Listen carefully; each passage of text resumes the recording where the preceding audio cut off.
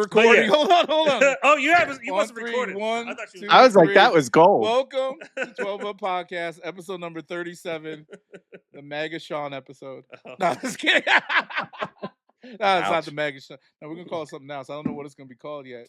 Really depends on if we're all cool after this episode. Yeah. You just went on a good little rant there.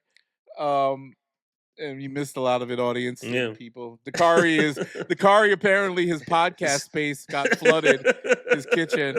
Even though I didn't know he had a couch and all types of shit in his kitchen before. And it's all covered in plastic, so he can't pod tonight. And he does have the stereo. Did you look at the picture in the background?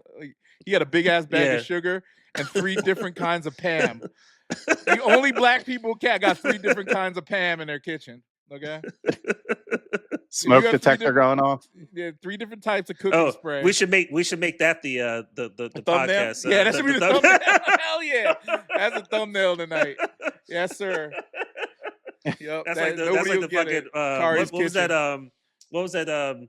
When Pusha T did the album cover, what was that? Like Whitney Houston's. Yo, that's crazy. All the crack and shit. Yeah, that'll be the Kari's kitchen. That's what this one's gonna be called, Kari's kitchen. Kari's kitchen. That's cooking that shit up. Cooking it up. Yep. So today, people, we had a very heated debate, and our friend Drew is here. Drew has been inserted to many podcasts to kind of keep the peace for certain things. I'm not doing such a great job today. He's adding a little salt to the pepper, right? A little salt to the pepper here. You know what I'm saying? A little ebony to the ivory. And a little ivory, whatever. I was like, anyway, wow. Yeah, so now he was in the middle of this whole disease. He's like, damn, y'all are friends? I'm like, yeah, we've been doing this for years. We don't argue like this all the time, but Sean knows how sometimes I get a little emotional. Oh yeah, we talk every day. Politics. We talk every day. Yeah, no, I get emotional about politics since 2016, I think, when I got very involved. And I was very hurt that Bernie Sanders didn't win, and I had to get the tattoo removed and all that stuff. So now we're here, but that's what I tell you, man. You should just run. You should run for local council or something. I don't do local shit, man. That's for the birds. I mean, I'm going straight national. Shit, if it ain't president, it's gonna be something else. Well, you gotta be a victim. President. You gotta be a victim of our devices. Then I mean, I get that shit. But this is what I'm trying to get into the brain. This is why I want to see what the brain worms that are eating people's like insides up. Because so today we're not. I don't think I don't want to debate with you. I mean, we could, but also I want to understand. And look, you. I think we've said on this podcast, you're pretty open about it. You voted for, you could say, can you say it? Do you want to say it? Are you ashamed to say it? Or I voted for it. Look, at the end of the day, no. Here's the thing. Okay. When I grew up as a kid, right? Yeah. No one told me about why I should vote for someone, right? Mm-hmm. No one explained to me. People just say, "Point, you better go this way," right? And that's how it starts. Right? That's how it starts, right? And so I feel like the worst case scenario, if you vote cross party lines, right, is that you may have learned something, right? Mm-hmm. You may have understood something. But again, I live in Maryland, so if I voted, it's electoral college. So who I vote for in a general doesn't necessarily matter. It's based on where you live. Now, Hugh, who gives a fuck who you voted for? 99% of your population there in Ohio voted for Trump. So did you effectively vote for Trump by moving there and becoming part of that tax basis? Is that more of a direct correlation? We can get inside the granular. I vote on the lines of morality and where I stand. But morality, right, on where you stand is it starts at your feet, right? Like where do you live? Where do you choose to live? When I first, like I said, golf course. Yeah, no. But what I'm saying is, when I first decided to buy property, right? Mm-hmm. I was 20 years old. I bought in Southeast DC in a neighborhood where my own people would tell me not to live. Right? That was my decision. Okay, I could have chosen, and then I reinvested in that same environment, the same community again. And so there's a difference with regards to like how the money flows, right? You have to understand how you invest your dollars, right? So a lot of times it's a conscious decision on where you move that salary, where you move that income, where you actually want to live, because part of the community that affects who's going to be elected, right? You want to add to that base. So that's what I'm saying. If you're that passionate, you move to a base that maybe needs a little help to move, to another way, and maybe you could affect that change. And that's what I'm talking about, right? The people that are outside picking up in their own community cans and bottles and shit off the street, and that creates an environment where the kids are starting to get involved, right? Because the parents see, hey, go help Mr. Johnson, pick up those bottles. Don't have him out there. He's 76 years old, right? That kid doing that at 12 years old, maybe they get into local politics. Maybe they want to help elders. Like, who fucking knows? But you got to do the best you can do within your own sphere before you try to affect any change nationally. So that's ultimately. Yeah, but and I was telling my wife this today, that the way people look at politics in this modern era, at least since 2016, is that the traditional politician does not have the edge anymore. The guy with 2 million, 3 million followers on Instagram does. Hence, the polls say that they want more so a guy like Jon Stewart or The Rock to run as a Democrat. These are polls that people are actually taking. They're writing in saying, yo, I want Jon Stewart or The Rock. Now, Jon Stewart, I can see. The Rock, I get it. But Donald Trump has set this precedence of people who are outside of the box of politics or the normal, hey, I was a councilman and on the school board and now I'm in the state legislature and then I work my way up. No, he jumped the line all the way to the top, right? Because he had money and a platform, right? And there's a lot of things that me personally am doing individually or with this group to try to build a platform that'll benefit all of us in the long term, whether it's monetarily, whether it's politically, whether it's, whatever, messaging, like trying to get a message out there. And as we get better, we're all older individuals. And I think this is where, what I was talking about in the beginning, like what can we do to service our community, the young ones, the old ones, whoever. I think like discussions like this, right? Me being on the right side of history and you being on the wrong side of history are discussions that we need to have to make sure that the next generation understands where we're headed. So how's that new iPhone treating you? It's beautiful. You like that? That aluminum case is nice and good for you. Yeah, lightweight. Yeah, all that. Oh, look at you. Oh, look at you. I'm sure some Indonesian baby lost a foot They always losing feet, maybe losing a hand. Some Indian baby lost a hand making this. Here we go with babies losing limbs again. No, because according to Sean, we shouldn't have nice things because other governments oppress their people.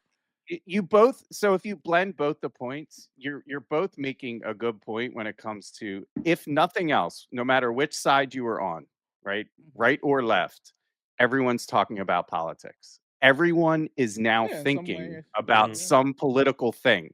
So it has developed a level of exposure and education. It's forcing it now. Yeah. Where in our generation, I mean, you didn't talk about politics. Our parents didn't come home and never. Talk we didn't know nothing about it. It just was unknown. So I think this next generation, I'm hoping, becomes more ignited. And this may be why, Charlie Kirk was as popular as he was, because he was talking and empathizing with young white men, right? To ignite them and make them passionate about something where they may be lost. So this could be a very powerful movement, but also could be a very dangerous movement in the same vein, right? Like, so how are you, and you brought this up, Sean, right? How are you going to wield the power that you're possessing, right? How going to utilize that in a way, whether it's for public service or it's for power, right? How are you going to use that billionaire status that you probably, ran over a bunch of bodies to climb up a body full of, a mountain full of them to ascend to what? Like, what's the end game? You can never make enough money. And that's what it feels like. Yeah, no. And now we're going to be talking about trillionaires in the next 30 years, right? We're going to crazy. Before that, right? We'll have our first trillionaire, most likely in our lifetime. We'll have our first trillionaire. And, to own a house over $1 million was like, who would have ever thought? Even Kofi got a house over $1 million house. Beverly Hills, right? Beverly Hills or something. You get something for $500,000 back in the 60s in Beverly Hills. That was like crazy, right? So like, Donica, she got a cousin, They lived down in I think Santa Monica, like in the suburb, wherever they had houses in the suburbs, whatever. They moved a small ass house, like a 2-bedroom 1.5 bathroom house, like a little house. Mm-hmm. They sold that bitch for $2.2 million. Zuckerberg bought his 2 neighbors out on both sides for $20 million a piece cash when he first moved to the neighborhood. $20 million a piece cash. Facebook. So, and those houses were not worth anywhere near that. But for him, right, it's about the access points. Like, he doesn't care. He got that bunker under there. He's ready for war. He's good. But the thing about it is, like, it's same with religion, right? Like, it's so funny. Religion now for the youth, right, is totally different than when we were growing up. It's a completely different concept. It's actually a concept that just comes with debate, like when we were kids, my grandma, I remember, she was Southern Baptist. She'd take me to church. We'd go to 8 buses and blah, blah, blah. And she was there on every Sunday. Right. And I don't think any kids, I mean, it's hard pressed. Any kids, I'd say from 15 and under, what percentage have even been in a church once? Like, Texas. I'm telling you, that's everyone's in church in Texas. I was gonna say on the East Coast. Yeah, no one. Yeah, no it's one. like I mean, there's people who are religious. I mean, there's people that go to church on Sundays, but it's not the majority. But the right? kids, like if you come, it's also what kind of social circles and. But the kids used to have to go. Bro. The kids used to have to go to. Okay, catch me. Yeah, but that's a different household, 14, man. 15, They can't. No, it's these not churches different are packed out. I mean, maybe because I'm in Ohio, Hugh, but this church is packed out. The whole Bro, Northeast Joel population. Osteen got money. You was with me when we went to that church in Tyson's Corner. The whole Northeast rafters were full. I'm talking about the East Coast. The whole Northeast, right? Migrated from southern states, right? Atlanta, Georgia. Sure. That's what started church. Methodist, Southern Baptist, all that, in New York City and all that, Jersey, like. Catholic, but that's people floated to those areas.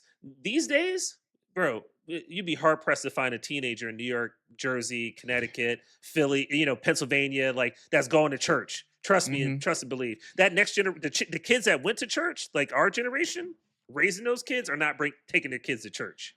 I guarantee you that. It's a total shift in mindset, right? So, my grandmother took me to church, which was kind of like a lost generation. My mom didn't take me to church. My grandmother did. So it was kind of like, but some people's moms maybe did, but it was mostly the grandmas, honestly, that was enforcing the church rules. No, Mom. We lost touch. I went to Catholic school and then we just stopped going to church and we moved out to Long Island. Yeah. We couldn't find it. Yeah. My mom started going. My sister went with her a little bit, but I just stopped going. And I mean, and if you had kids, you probably wouldn't be taking them to church on Sunday. Like, I mean, my Donica, she wants, like, we talked about that if we had kids. Her mom don't go to church anymore either, but she used to go every Sunday. Now she stopped. But it's tired. It gets to be cumbersome. And I'm serious. Like, going in every Sunday, hearing the same bullshit, going back home broke. Like, motherfuckers don't need to hear this shit. And especially prosperity churches. But you're missing the spirit of church, right? You don't need the church to pray, right? The spirit's community. Yeah. Are you going to build a community with other Christians? So, yeah, but that's not what comes out of a lot of these churches nowadays. That should be the spirit. I'm not saying what happened. I'm not talking about the reality. The reality's sad. I mean, we've divulged so far away from it. You go on Reddit or Discord to make this is why I talked to Hugh. Hugh and I just had this conversation, right? And I'm like, the other day, the Ivy Leagues were based on people going to become preachers. They were theologian places of study and worship. Like, that was how you taught the masses about religion. So the Ivy Leagues were created to indoctrinate people on religion, right? And then the A&T schools, the mercantile schools, farming, agriculture, things like that. That's the basis of the education in which we call the best schools, right? That we have to offer in academia. That's how it all started. Right. And now we're in this whole shift of this political sphere now where people have access to everything. You can Google ChatGPT, you can find out whatever. Right. So all these kids now are so they're what do you call it? Desensitized to any real foundational view of anything, because they can change their mind at the drop of a hat. Right. And you don't think that's good? Well, I think I mean, part of the reason why you did what you did at the ballot box is because you don't have. No. My thinking is set. My thinking is stern. Like I've thought from my own. Like I don't watch or see or this. I try to figure out and study kind of what the agenda is based on the best possible situation. Kamala, to me, honestly, just was not the best possible situation. Wow. It just wasn't. I mean, she just wasn't. Honestly, the whole thing with Biden and the whole thing how it was interpreted, like how they brought her to the forefront, and I know all politicians, regardless of how that happened, all politicians pander, but I really took offense to the way that they made it like Kamala had to be like she had to go back to her roots basically, right, to get the black vote. I went to Howard and I'm a part of AKA and all that. What did we figure out about her, like as a candidate, as a person, as a this or as come that? on, bro. You can't. Well, what? You okay, so so right, so Trump what was her bringing top? Sleepy Hollow and Chef G up on stage. He don't even know these niggas. Colin, what's his name? He had Little Pump. He called him Little Pimp and brought him up on stage like, oh, he's vouching for me. You gonna vote for me? Y'all niggas vote for me? So, that's what he basically said. Okay, and you're criticizing her for doing. So you trust? No. It's not. Why does the devil get a pass? It's not about Trump. No, but she doesn't get a pass for that. It's not about trying to be talking to her culture. Yeah, I thought it was pandering. It's not about Sean. I thought it was pandering, but it's not about criticizing. Appeal to me. It's not. She was better than Trump, objectively better than Trump. It's not about criticizing. Objectively better. It's not about criticizing. It's about. Do you expect? No. I'm just saying. Hugh, it's not about criticizing. It's about the fact of, do you expect that Kamala's doing this because she's playing the game, or she feels that this is actually a part of who she is, right? So Trump is going to be because it is a part of who she is. But she was an AKA. She did go to Howard University. I know. But nobody ever talked about that until she was running for president. Do you understand what I'm saying? That was important. No, she wasn't in the spotlight. Nobody knew that Bill Clinton played the saxophone until he was on Arsenio Hall. So what does that mean? No. What does that mean? No, oh my God, Hugh, he's pandering to the Negroes. So Drew. Which he was pandering to the Negroes. Here's the thing. He's the first black president. Nobody. Hugh. Time out. The saxophone thing, right? The point that you made about the saxophone. Nobody knew about him playing the saxophone until he got his dick sucked in the Oval Office. That's when everybody fucking knew. They wanted to bring a personalization to him after he's got his dick sucked and he got impeached. He was on Arsenio Hall playing the sax. This is before the scandal. This is during the second term. No. Second term.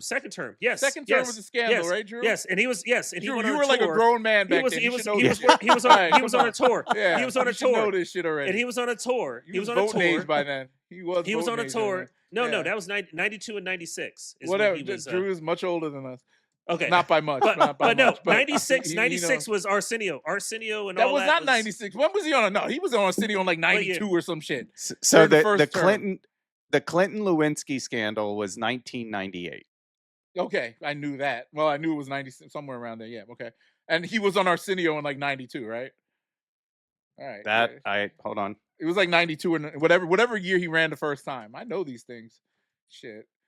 I didn't have to read Socrates' first novel to figure that out, Sean. Yeah.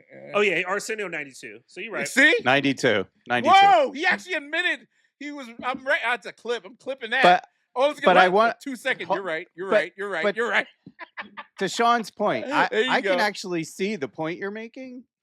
There wasn't a lot of platform that Kamala had. Now, where I oppose, I get that Trump is Trump, right? Authentic, right? In your face. Authentic. But in the sense of the problem I have is what he says and what he does are not the same. Not that that's not politics, but what Trump is saying, he's doing the exact opposite. Well, no. In a lot of he's going to do a lot of these things. So Hugh thinks he does exactly what he says. That's what. Well, for the most part, I mean, but then this is how he pulls people in, or he says, "Hey, I'm going to just like now, I'm going to run in 2028." No, I'm joking. I'm not going to run, and then he runs. Or he said he wasn't going to run for president again this time around. He said he was. I'm not going to run. Then he saw the polls. He's like, I'm going to run. Oh, I'm not going to. Project 2025. What the fuck is that? 75% of that shit's done already. Now it's like he don't say it, but. Like, it's there. It's been done. You hired the guy. You hired the people who wrote the 2025 project thing. So what are you talking about? You hired them off in your administration. But like, this is why it's weird that I don't know if you're oblivious to these things, or you just like you say you're oblivious of what? To the fact that he's doing these things that are fundamentally destroying like the foundation that we're trying to we've tried to build for your children. I don't have any kids or Drew's kids, my sister's kids, everybody's like they're not going to live in the same world that we lived in. They're not going to have the same opportunities. It's not about that, Hugh. It's about I'm shocked and kind of surprised that you think that this is the linchpin point, that this is now happening. All these things that you're describing, like that's what makes me. Well, no, it is the person because it's never happened before. No, so you know what's so funny? The person that's doing it, you're more inclined to pay attention to based on your position with him personally. But there's people that maybe you'd be more inclined to look the other way. Nigga, there was 8 million people out there on the streets thinking like me. What the fuck last week? Okay. What are you talking about? So Hugh. It's crazy. So what's your so the president you voted for? What was your what was your favorite president that you voted? What president have you been proud that you think that has done such an amazing job? I just want to know. None of them. I don't look at you're proving my point. So I'm not a sycophant who believes that these people are my identity. I don't say I don't put a MAGA flag in front of my house. I'm not You're just saying you don't do that either. I'm not like FDR only didn't want to lynch some people. He was really hoping for not. Maybe so. But it's amazing how you could just you cherry pick the fact. No, it's not cherry picking. It's true across the board. George Washington, the start before that, the Continental Congress that we created before that, like we got in bed, okay, with Britain when we were colonized, and then we fought them, and then we fought French. We fought the French, and then you know what? We got the French to help us fight the British, and then you know what? Before we even got there, the Indians who were here in this country for 2,000 plus years, we took the shit from them. So you have to understand this foundational system. Not we, the white man did that. Not you and me. Okay, but the white man did that. I'll see myself out.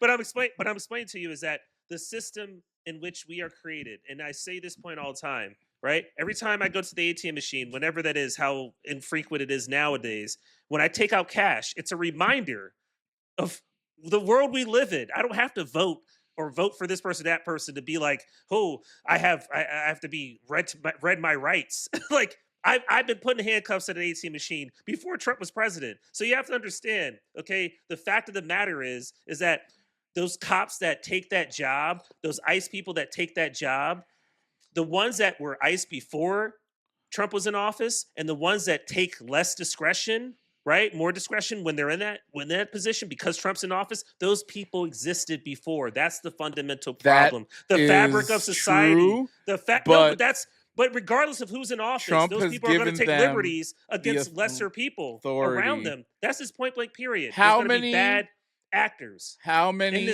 times did ICE jump out of a van during Biden, Obama, or whoever? How many times did those people grab up? How many times those people do other fucked up shit that we don't know about, and those people jumping out of the van are just another fucking thing? Like I said, the people that break windows and do all this shit. No, the people that break windows and protest. Were they wearing masks? Were they but isn't this dangerous in the sense of now you're like it's out in plain daylight now, differently than it was before? But now is that going to create more popularity to go that direction? Are they going to now start recruiting in a different way? Yes. Well, the more you see it and normalize it, then you can say National Guard on the street. Here's the thing. You can see missile launchers on the corners. Here's the thing. That's what happened. You know what? If the more, right, that type of thing happens, and the more people, right, that don't step up and take action against that, tells me even more about society, which is a bigger issue. People are taking up. So you bring up an awesome point. That actually the counterpoint to that is So it now is what are we going to do about it? Yes, exactly, and that's what I'm like saying is like it meets everything meets a precipice, right? Like when Martin Luther King marched in Selma, right? That was the first time it was nationally televised that people were getting black people were getting beat up by the police on TV. White people saw that. It changed, right? It shifted the narrative, okay? So if we are a real society, human values, moral code and all this, that, and the other, and this is always my point to Hugh, is that if we have gotten past the point of no return as far as like we know what's right and wrong, because before there was there was public lynchings, people getting burned at the whatever the case may be, even medieval times people would watch all this shit. We got past that point. At some point there was a time that no one showed up for that. There was a time there was revolt because someone's a tyrant, right? So I rest on my laurels based on the fact that I can make my decision because we're in the democracy, right? I have the right to do X, Y, and Z within the confines of my rights. But at the same time, when we get to a point where we are dividing ourselves from someone else based on something as simple as a vote, then we start to manifest exactly what the person that's trying to enact this bullshit is doing, right? We're starting to fall victim to self-fulfilling prophecy. You voted for him. You voted for him.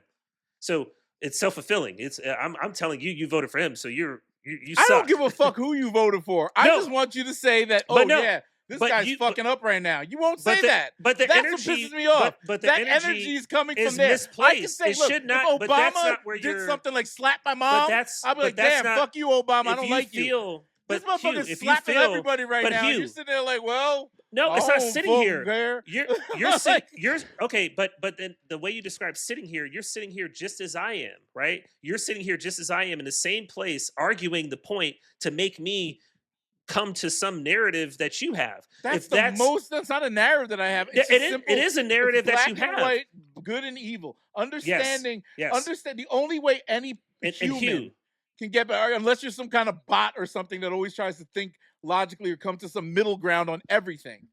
If you cannot see and know and understand what's going on out in the streets right now, being so smart, reading all the books you read, knowing and understanding society as you know it, and saying like, oh, that shit he just said on TV was kind of fucked up. Oh, what he got these cops doing is kind of fucked up. Oh, that policy to destroy healthcare for everybody is kind of fucked up. Oh, my taxes are going up. My insurance is going up. Damn, something's fucked up here because of what this motherfucker's doing. And you're sitting here like, well, whatever. They're all going to do that to us anyway. That is not true at all. It's that's fundamentally logically true. That's not what I'm saying. Some of this stuff lowered healthcare costs, right? Now, for all the bullshit that he kind of didn't do for black people, I can at least say that, hey, my insurance is, adjusted to inflation and all that shit is somewhat affordable, even though it's fucking crazy. I can't get my fucking drugs that I need, and I have a $6,000 premium after or whatever the fuck they call it, and I have to pay for all this bullshit. It doesn't matter. At least I have the healthcare, and it's affordable for my company to pay for it, and my buy-in is not that bad. But Trump is going to make it go up 4x. Are you going to say something about him then? No. You're going to say, well, the health insurance company has the they can do whatever they choose to make it lower. They don't. They have a profit motive. And so Hugh, I understand. So Hugh, the problem is that everyone has a bias. Okay, so like what you just described, right? All what you just voiced is a bias, a gripe to you, right? That's your platform. I think there's a lot of them. There's a lot of Americans. Okay. But let me present company included. Maybe I don't know about you because you just sit here but Hugh. Let me. I don't know what your thoughts on these things are. Let me explain something to you though. That's the all these things that you just said. All these the healthcare and taxes and right? Those problems have existed before Trump is in office. Before Trump is in office. So yes, I understand the passion that you have, right, for that and all of those things. But what we have to understand is that there's two things that you can do, right? One thing is you can voice your opinion to everyone who's set to listen.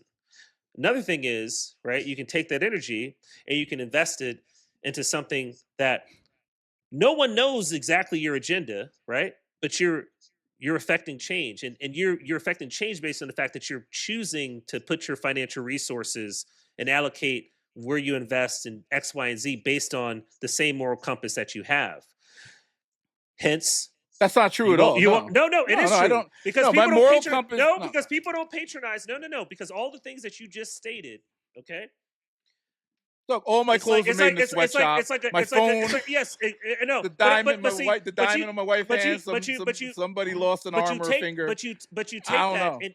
But you take that and you kind of poo-poo it away. So I'll give you an example, right? So when when you go, okay, I'll tell you when I'm going with this. When you go, like, you've been to Hawaii, right? You go to Hawaii, you go to different place, and the island always says, because there's different endangered species, and don't take the rocks. Don't if you move a pebble, it affects the ecosystem. All this, that, and the other. Even if you take one. A lot of tourists probably write things to themselves, right? Out of the millions of people, I'm just taking one pebble, right? I'm just saying, nothing's gonna change anything pebble. About. Yeah, nothing exactly. No. Nothing's gonna happen. You can do that. Exactly, right? But I tried to take a seal when I was in San Francisco. But there's ripple effects to taking that one pebble over time, right? Over time, there could be erosion. There could be habitats that are hurt by this, right? Over time, the tides bring in more. The tides. Yeah. So what I'm saying is you're trying to fight the fight of policing everybody who takes a pebble instead of not taking a pebble, right? And what I'm saying is, not taking the pebble is in fact infacting some kind of change, however small, right? Not taking a pebble is a non-act, right? People are like, oh, you didn't do anything, you just didn't take a pebble. Who gives a fuck? But that's something where you can actually affect change. So all the energy that you have, right? Local community meetings, right? And before I bought property in DC the first time, I went to the library. I focused on what they were building in that neighborhood. I focused on what was happening. The other house, Capitol Hill neighborhood. I went to community meetings. I'm not about incremental change. It's not about incremental change. When I see that these people can buy position or vie for position by being in relationships with this person, there's nothing that can stop, like, a person like you, me, Drew, whoever, Kari, fucking Mike, whoever the fuck, our group chat, your mother, even whoever, from being in positions of power. And Trump is total proof of that. If you have the right, not necessarily just funding, but the right platform and the right following. People have to understand. Yeah, people. I'm never going to call people bots or anything like that. But changing people's hearts and minds is a very hard thing to do, and that's why I fight with you, and I fight with my wife, and I fight with whoever. And my sister, I'm starting to understand why she's mad. She is so mad right now about she don't like you no more. I was like, why? Because he fuck him. I'm like, what? And I'm thinking about it, not to say that I'd say the same thing, but I also think that there is something that can maybe make it less polarizing and having those discussions. That's when Drew and I decided to do it. But Hugh, this is the thing. I'll never forget when I first moved to DC. I had a BMW, right? I'm 21 years old, and I remember. 21 years old. I remember. I pulled up. Yeah, bought a cash. I pulled up to there was a place. Guys asking for money, and I'm in the car, right? I'm with a girl, whatever. And guy asked me for money. Yeah. I said I didn't have any. Usually I'll give money. I'll give blankets. I'll fucking be like, give money, whatever. I didn't have any money. I said, man, I don't have nothing. And he looked in the car. And he said, man, you got every fucking thing, right? So from his perspective, he's a hater, right? Nope, exactly. So Drew knows what I'm saying. So the perspective, right? Somebody's gonna look at you. Someone's gonna look at Karen and say, "You live in this nice house. Fuck you. You have everything. You have. Why are you?" They wouldn't even want you fighting for them. Martin Luther King got stabbed by a black person because they thought he was making shit too righteous. You fighting too much. You speaking too much, right? So people always gonna have a way to say you not doing what's best for them and you should come this way. The best thing you can do, right, is to try to create opportunity for people to have critical thinking and have access to things that you can provide to them, right? That backfires too. Maybe that's one of the things. Go ahead. One of the things you keep saying, which is, I think you're hitting, kind of the point, is education. How are you how are you filling yourself with knowledge so you can actually have an intelligent discussion and not just have a bias? Yes. Right. You actually have intelligence to say you have a bias. Yes. Right? Like most people that don't educate themselves don't even know they have a bias. They're implicitly biased. Yeah. Correct. So I think, but that's hard. And I'm not saying it's a waste, but that's to get that out to the masses. I mean, the fact that our education system is the way it is an indication that education is not the front runner of things. We don't educate. We're more concerned about the 10 commandments being on the wall than we are about educating people. Yeah. So that's sad. I mean, and Drew, we talked about this on Monday, how when we discussed our platform for that podcast, like how we're going to structure it as a conversation, like-minded but open-minded, right? And it got I was checking him the first couple episodes, like, don't go there. We want to have a conversation. By the 4th episode, I was like, fuck these people. I should, like, why am I'm seeing this motherfucker tearing down the White House, fucking old Mexican ladies getting beaten with billy clubs, all types of crazy shit in the street. And I'm sitting here trying to have a conversation with these motherfuckers. It doesn't make sense. Right. But, and you have to think, how did they get where they got to? And think about it, Hugh. Like, back in time, right? We had the Benjamin Banneker or Frederick Douglass, the early folks who were able to congregate and work with white people, right? Think about what the black people at that time thought about them. You have to really go back and understand the psyche, right? Oh, you think you smart. Oh, you think you better than us. But all I'm not trying to correlate that to what we're talking about. I'm just saying, as far as like my voter, I'm just saying is that there's always going to be, right, a systematic way of thinking, no matter who, no matter why, no matter how. We have to understand, in order to communicate that to each other and find some way to think about it differently next time. Who knows, right? Like, we all can recognize things, hopefully, and that's the biggest thing that we should be able to do. Not necessarily what happened before and we don't know what's going to happen, but like recognize as a human, right? And so I think, like, if we can have those conversations and not dismiss someone based on nonsense, right? It's like, no, you don't dismiss people, bro. I don't think that. But no, when you're saying like Karen hates you, like, Karen, so that, see, that's the thing, and that's one of those things. But I sit there and try to it's like sympathize. No, but then I'm trying to, like, I told her I'm trying to do things a different way, and I told her, listen to what we're trying to do. Might not be the most articulate or whatever, but she sees, like, she kind of understands it after she calms down. But also, she's just been through it, because when she was on the school board, she was getting death threats from these people. She was getting, like, they were harassing her, calling her phone, hanging up, doing all this stuff just because she said she wanted the kids to wear masks in school during the pandemic. Like, they like the mask requirement in Georgia. The whole, like, people were on the school board, like, threatening her and the family. There was guys sitting, remember I told you, there was people sitting out in front of her house.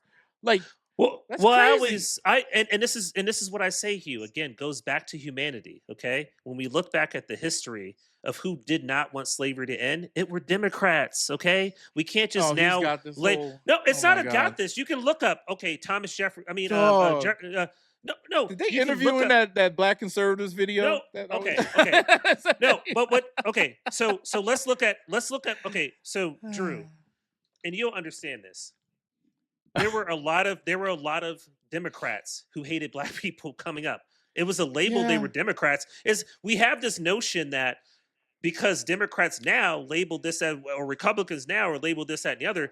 It's a label, guys. They're still humans. I'm more focused on the human psyche, the human element, how we see each other as human beings, as opposed to a party or an agenda. Nobody's saying that, but why would you even bring that up if you weren't trying to see them as a party? No, but no, I haven't brought up. You said the Democrats. Like, why the fuck? No, I haven't brought up.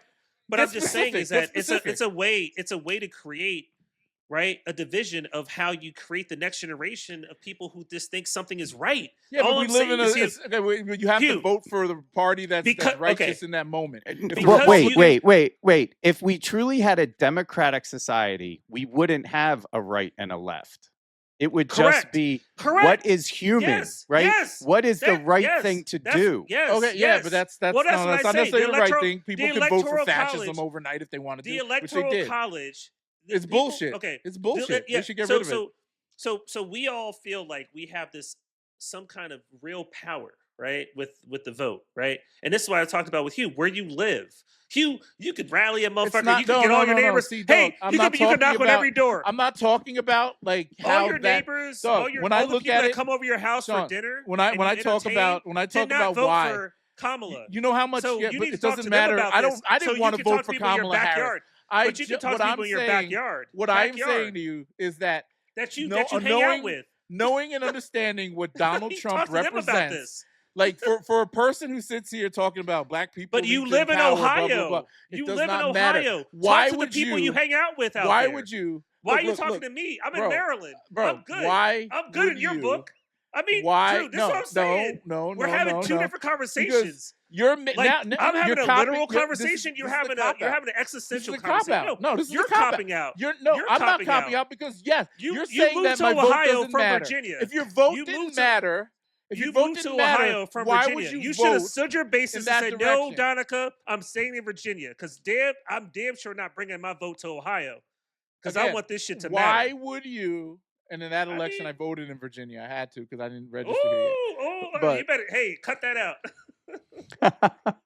Why would you? How much you deported off of that? From a moral? No, I didn't. We were still around. But why would you? The same way I have these fucking headphones. The same way I have $300 headphones. That's not. I'm not a hypocrite. I have no omnipotent moral fucking compass. I have a moral compass in my own, in my life that I try to adhere to, but I'm not going to sit here and have a national view of fucking what's happening to the next man that I have nothing to do with when I'm buying $350 fucking headphones. That's the problem. I have access to buy that because the system is such that we can do that, and someone lost because of me buying this shit.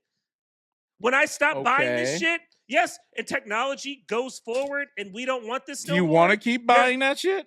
Look, when all the people that used to make horseshoes, if you're cars came up, when people that had cars, that people thought to them, "Hey, you got a fucking car. You're evil. You're a fucking devil. You fucking ended my family's life. My grandfather, my grandparents, my great-grandparents made horseshoes. That shit went away." I'm trying to explain to you capitalism and the foundation that we have. I don't give a fuck who is in the office. It's all going to be based on the fact of if I can access these. If I can access, no, it is necessarily. That's the only thing that fucking. One thing you gotta understand about the religion of white supremacy, which you know about the whole Boston Tea Party, right? The Boston Tea Party. You understand about the whole thing about how that started. They will burn down the whole system just to maintain the power structure. And that's what they're doing right now. That means your wealth could be erased. My wealth could be erased. Of course it can. All of us. Of course it can. Hugh, so you perpetuated that by falling into the idea by giving your allegiance to this individual. The country in which we live, okay? Mm-hmm. When we had our revolution, okay, when we fought against our initial revolution before we fought against the British, the British monarchy financed our war against the fucking French, went bankrupt, okay? We took an opportunity at that point to then, we don't want to be taxed because the taxation, the Boston Tea Party thing was to pay back the war in which they helped us fight the fucking French. You know what we did as Americans or whatever fuck this thing you want to talk about? We then enlisted the French to then go fight the British and take land that was just repurposed over and over fucking again that we didn't own in the first place. So when you talk these things, I understand, right? If you want to talk about them in a moment, and this is like Trump, and we want to talk about this time right now, I get it. It's a visceral type of feeling. But you cannot talk about this without talking about the reason that we're here today. But if you kind of correlate it, it's not the same. I see Sean's point, but if we go back to capitalism, right? The principles are private property, free markets, competition, profit motive. Trump isn't really supporting that. I mean, there's not a lot of support for free market, right? Free market trade is huge, and limited government role. That is also part of capitalism, right? It doesn't really honor the government in the same way. That is true, and that's but you see the interesting thing, right? With the ultimate free market, the stock market's been fucking running through the roof. That's not which real, is insane. It's not real. It's not real. Because if 90-something% of the wealth is held by the top 5% or some shit. I'm not saying it's real. Of the country. I'm not saying it's real. Poor person is moving the stock market. We're talking about these billionaires and hedge fund people moving the markets in favor of themselves. Because every guy, you know what's big right now? Let me tell you what's big right now. All of this is stat betting. What's the price? No, they're betting, not investing in the stock market. They're betting on what stocks are going up. That's crazy. They're betting on who's going to win elections. They're betting on if my ice cream is going to go bad in 10 or 15 days. That's what people are betting on these marketplaces. And that money, where that money goes? Right to the top. Because now they're saying, we can't get these suckers to go on Robinhood anymore and put $1.50 in and build wealth or try to build wealth and us take it from them. Now we're going to say, hey, bet a nickel on the Bitcoin's going to go up. Yeah, rather than buying the Bitcoin, and you know all the Bitcoin. Yeah, and you know how betting all started based on commodities, based on the fact that if you had a bad winter, if you thought you were going to have a bad winter, you're betting more so on the fact of soybean. If there's going to be less frost, if you think it's going to be less rain, less soil erosion, this that, and the other. It's all speculative. What's the market? Our whole entire. What's that marketplace that's just all fucking hell? Derivative markets.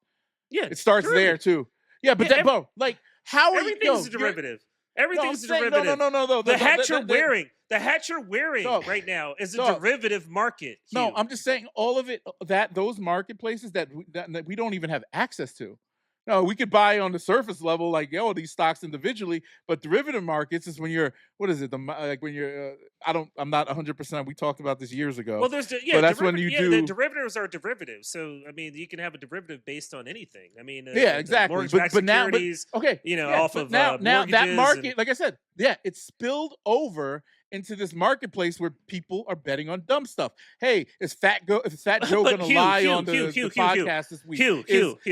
What's the best sneaker at Complex Con? They have little markets for this bullshit. Betting on dumb stuff. What makes betting on anything good stuff? This is what I'm talking about. When you create a marketplace for it, where money is being exchanged for profit, for corporate profit, and for profit from up one side. One side loses. Zero sum. One side loses. One side wins. No.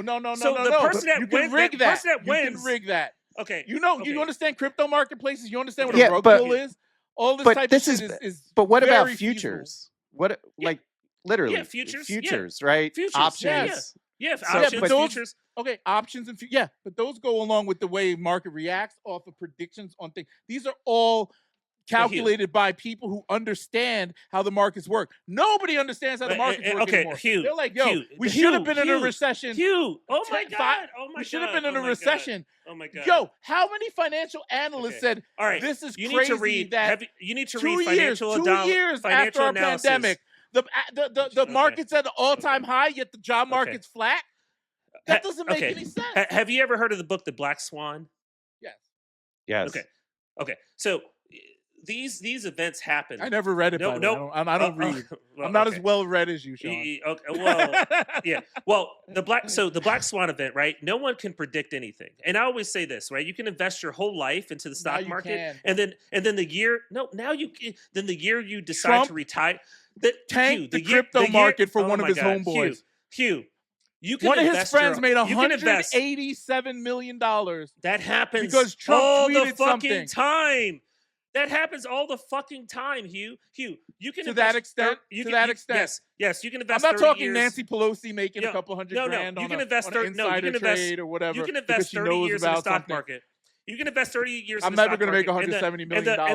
And the month you decide to retire, the month you decide to retire, the market fucking tanks. That can happen by design sometimes. So calculations are only relevant if they work, right? Science, what's the one constant? What has been the constant for over 100 years with our stock market?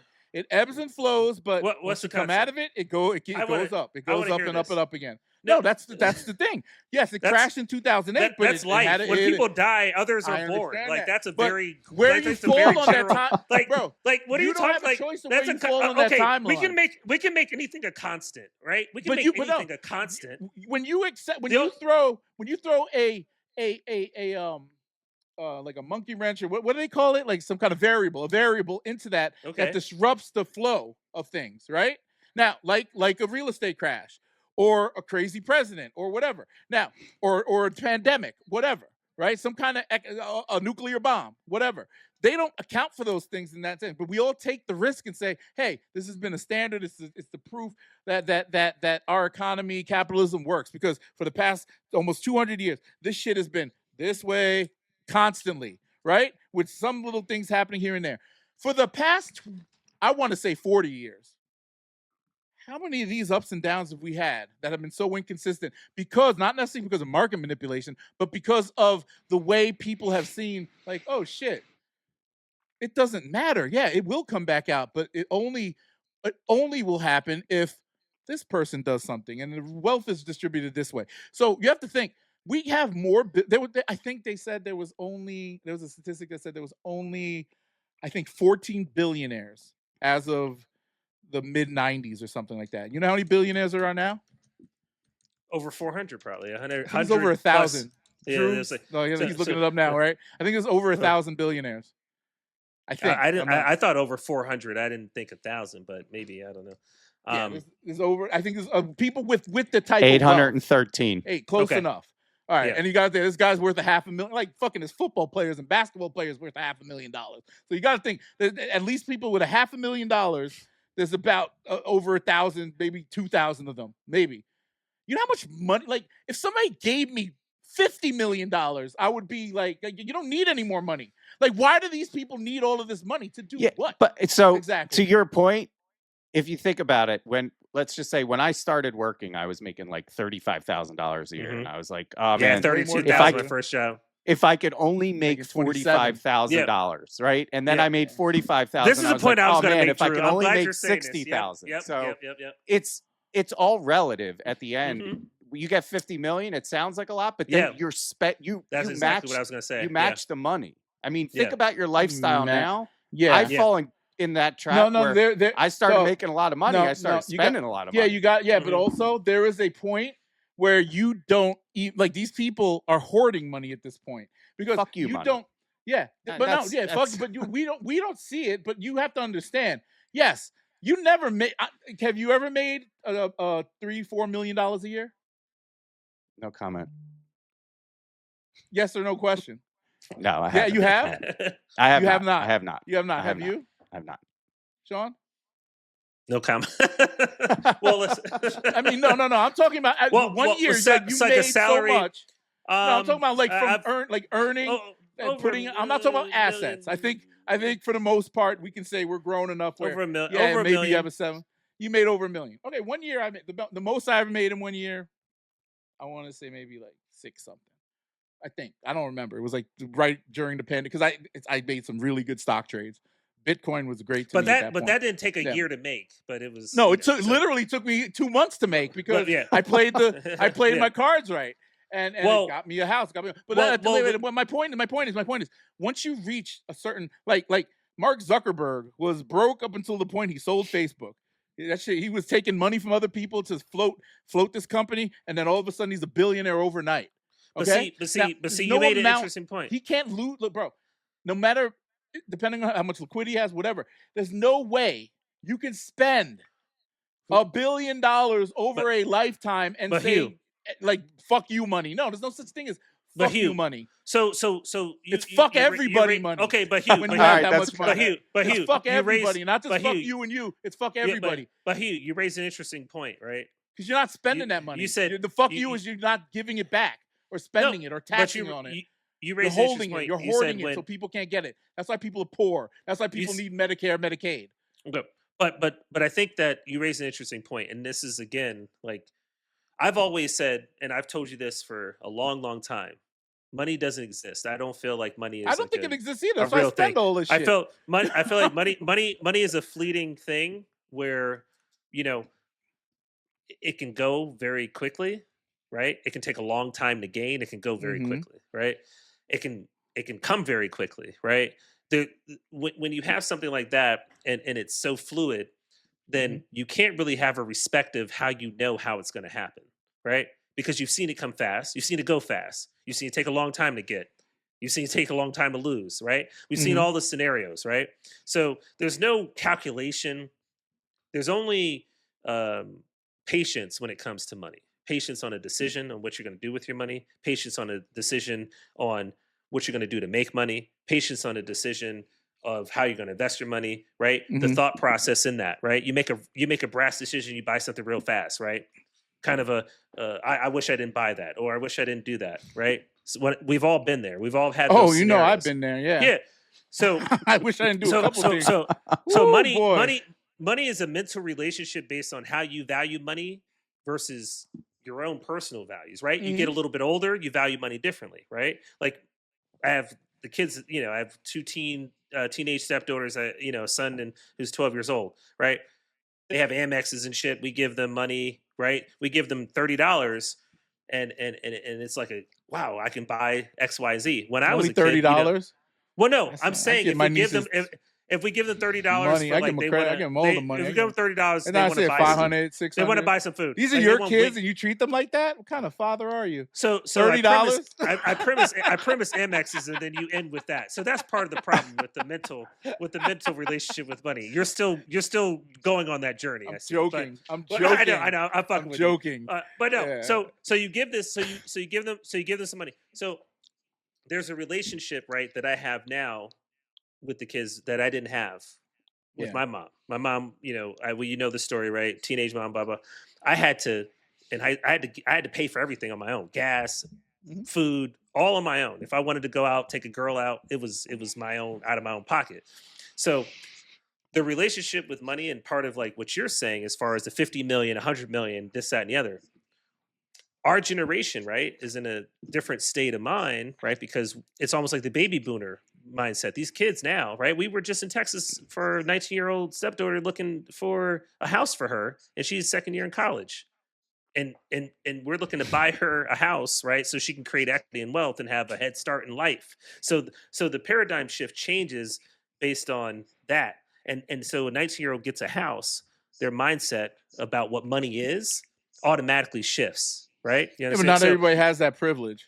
But it's not about having that privilege. It's about someone who can even be her friend, who knows that's a thing. I didn't have any fucking friend. When I bought a fucking condo for $32,000 in DC, I had nobody who I could relate to and I did it myself. But I had nobody who did it, who their parents did it for them. I had nobody they did it on their own. Who gave you that nugget of wisdom to buy that thing? I know you said you sold myself. The car. So you know, I just. No, I'm talking about like when I got a car. You learned it in school? Like where did you figure out? Real estate's an investment. Like I just thought it made more sense to buy instead of rent, okay. And I knew that if I could buy something, even in a neighborhood that was not maybe the best neighborhood, it was cheaper than renting. So for me, I thought it just made financial sense, right? But some people, not everybody thinks like that. But people don't think like that because of a reason, and that's always the root thing. But nowadays, you can't even get to that point where you say, because right now it makes no financial sense to even rent or buy. You're spending as much. Like we don't see. This is the thing, bro, and this is why it's like I find it kind of ironic that. I'm joking when I say you're well read and all that crap. But at the end of the day, bro, you can't reflect backwards. This is why I always I don't. It's kind of weird for me to say that I'm not a reader, but I'm a thinker. I always go into situations with an understanding of what mistakes I made in the past, what I want to do for the future, and I also look at my experiences and what I know about whatever thing I'm getting into. Can I calculate this decision to make it right in the now? I can't reflect back on when because this is what our parents do. Because the reason why Donica and I didn't buy a house for so fucking long, even though I was making good money 5-10 years ago, is because the housing prices are so crazy. If we lived in Northern Virginia, where we wanted to stay, I was paying so much money for this, that, and the third. And I'm like, yo, my mom used to sit there. Well, I bought a house when it was Hugh, Ma, you paid $15,000 for a 5-bedroom mansion. What are you talking about? But that's the thing. That's the thing, Hugh. That you have to think about, right? There's a because Dog, you bought the house. You bought your own house. Your stepdaughter's you're buying her house. Yeah, what is she? What's she potentially learning from that? Like, I don't know. But I don't know. Is she going to pay the mortgage? Learn how to. What is she learning from that exactly? But here's the thing. You learn from that. You learn about. I'm explaining to you. You learn how to break a cycle. Okay, you learn how to break a system in place in which that you turn you instead of create renters, you create buyers of somebody who wants to own. That's what you change. Even if you don't pay a no. Let me understand. Let me If mommy and daddy bought me a fucking house, but let me it's a lot different than me buying it by selling my car. Let me explain this to you. I'm the same person I would have been, right? Circumstances, you could be a rich Harvard educated family, whatever, and have a shitty kid that takes no advantages of that experience, right? Goes back to me being a cynic as far as people are going to do what they're going to do, regardless of their circumstances, okay? Good people are in bad circumstances, bad people are in good circumstances.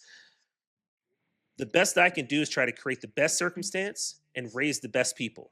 Those two things combined are going to create a natural progression. Even if you get the things in life that others may not, that person can create wealth for themselves and then create maybe a little bit of an access point have you ever for someone seen the to documentary do the same. Rich Kids? No.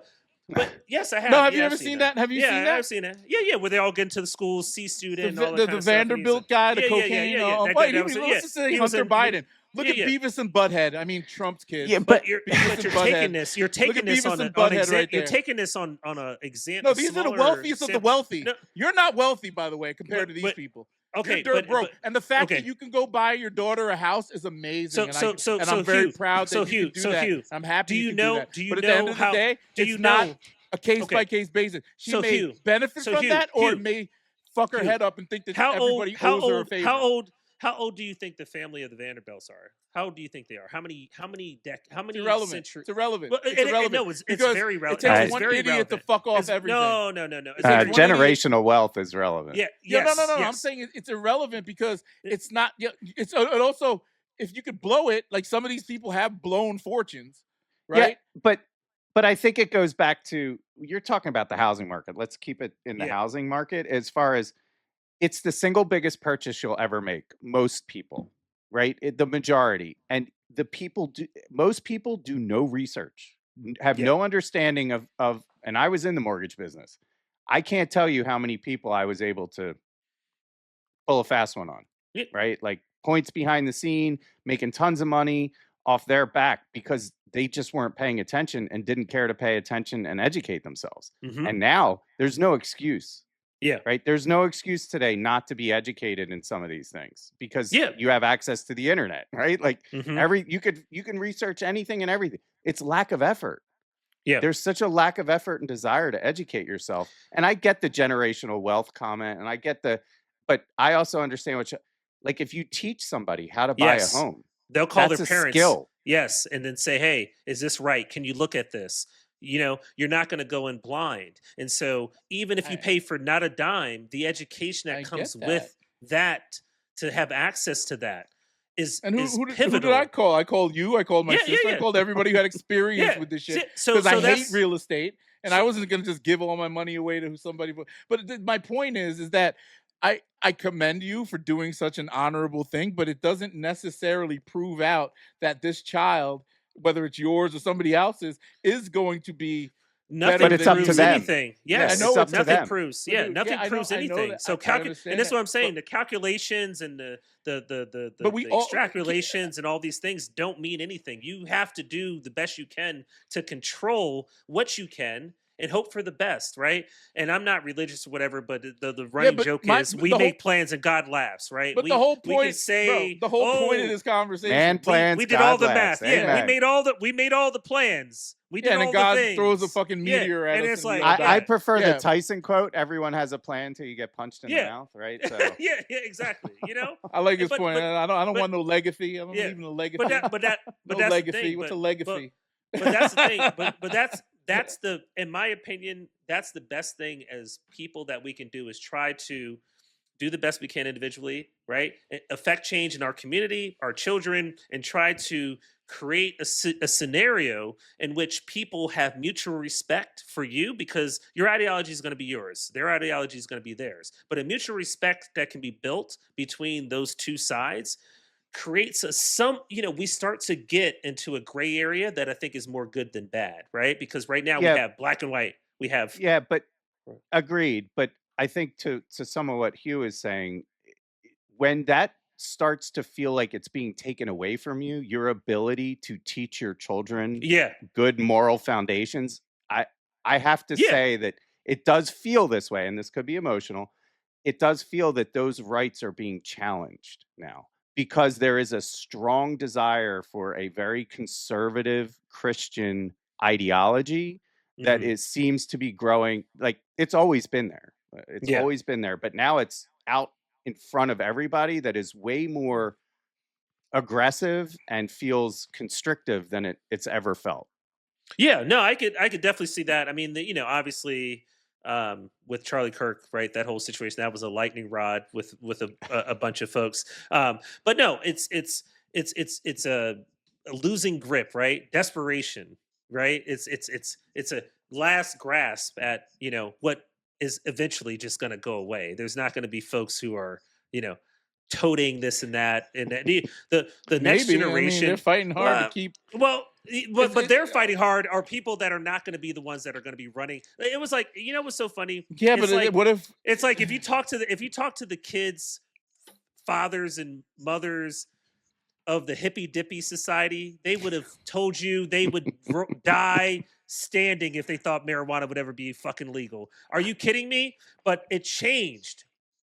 Long hair, the going out to San Francisco, creating the flower power, the whole young people. We can yell to the fucking gills, but the children that we're raising, the young people that we have access to are going to be the ones that are going to eat our lunch. We can. Oh, you don't know what you're talking about. We can have that. If we get to that point, but what I'm saying, we're not on a good trajectory.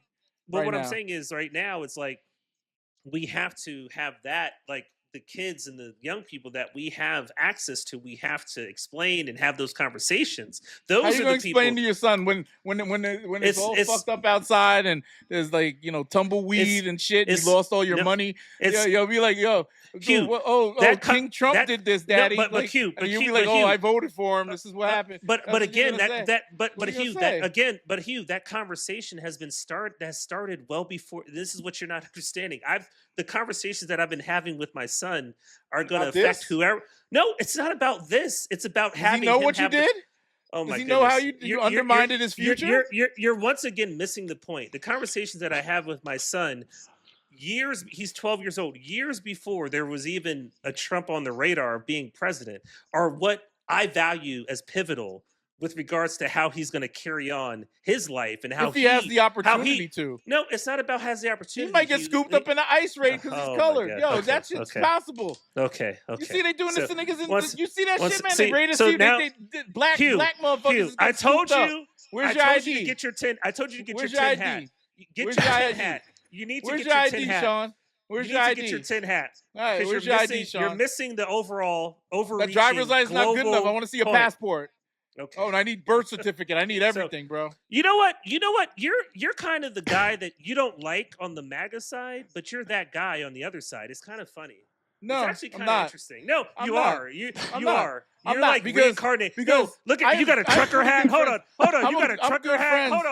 Hold on. What's that hat you got on? What's that? It's Smith Wesson. Oh! What's his nigga? He turned the lights on? Damn. I can't make this up, Drew. I cannot make this shit up. Like, you got a Smith & Wesson fucking trucker hat on. Okay. Case closed. What are you talking about? What? No, I believe in the Second Amendment. Okay. I'm not talking I believe it. Yo, I stand by the moral compass I've set for myself. I'm a capitalist. I don't like guns, but I respect. You don't the Second like Amendment. guns. We got to protect ourselves. You got a Smith & Wesson hat on. That don't mean nothing.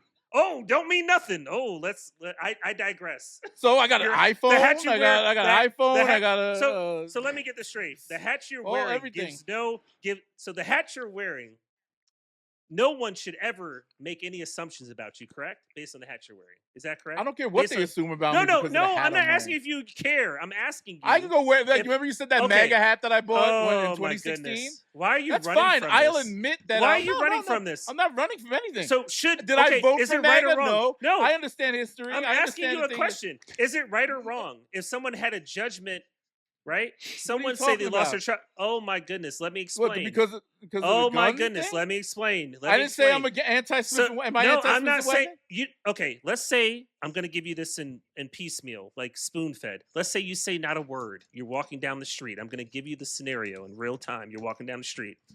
Let's say someone knocks that hat off your head and says, "You fucking gun supporter, my child died in a fucking mass shooting. Fuck you, you piece of shit." Do you think that would be justified? If they're that angry and want to assault me, yeah, sure. So you think it would be That's justified? on them. That's on the individual. No, I'm asking you. Most sane people wouldn't do something like that. So they'll have a okay. If a stranger walks by me, go ahead and explain. Okay. No, if a stranger say, "Hey, Drew, you know how Hugh loves his yes or no questions, right? Yes or no? Yes or no? Yes or no?" I just said. Wait. What? Wait.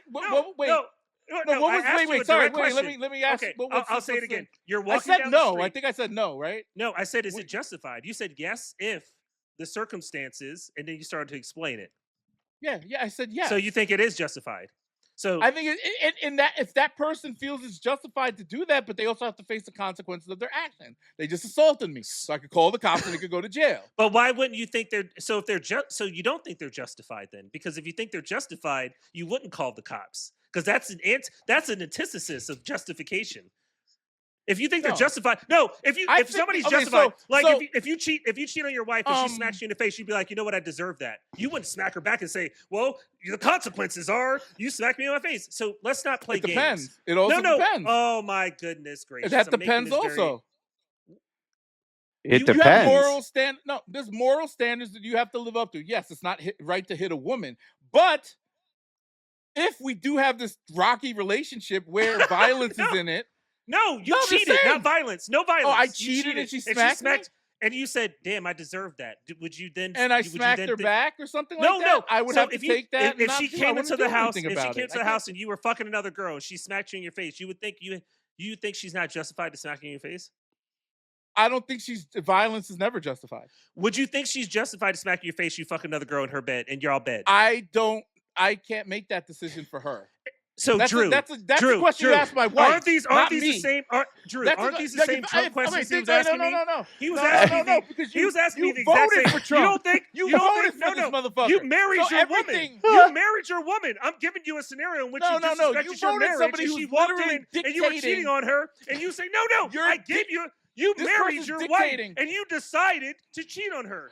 You decided it. So then, when you decided to cheat on her, she smacked you in your face, fucking. You're making a false equivalent.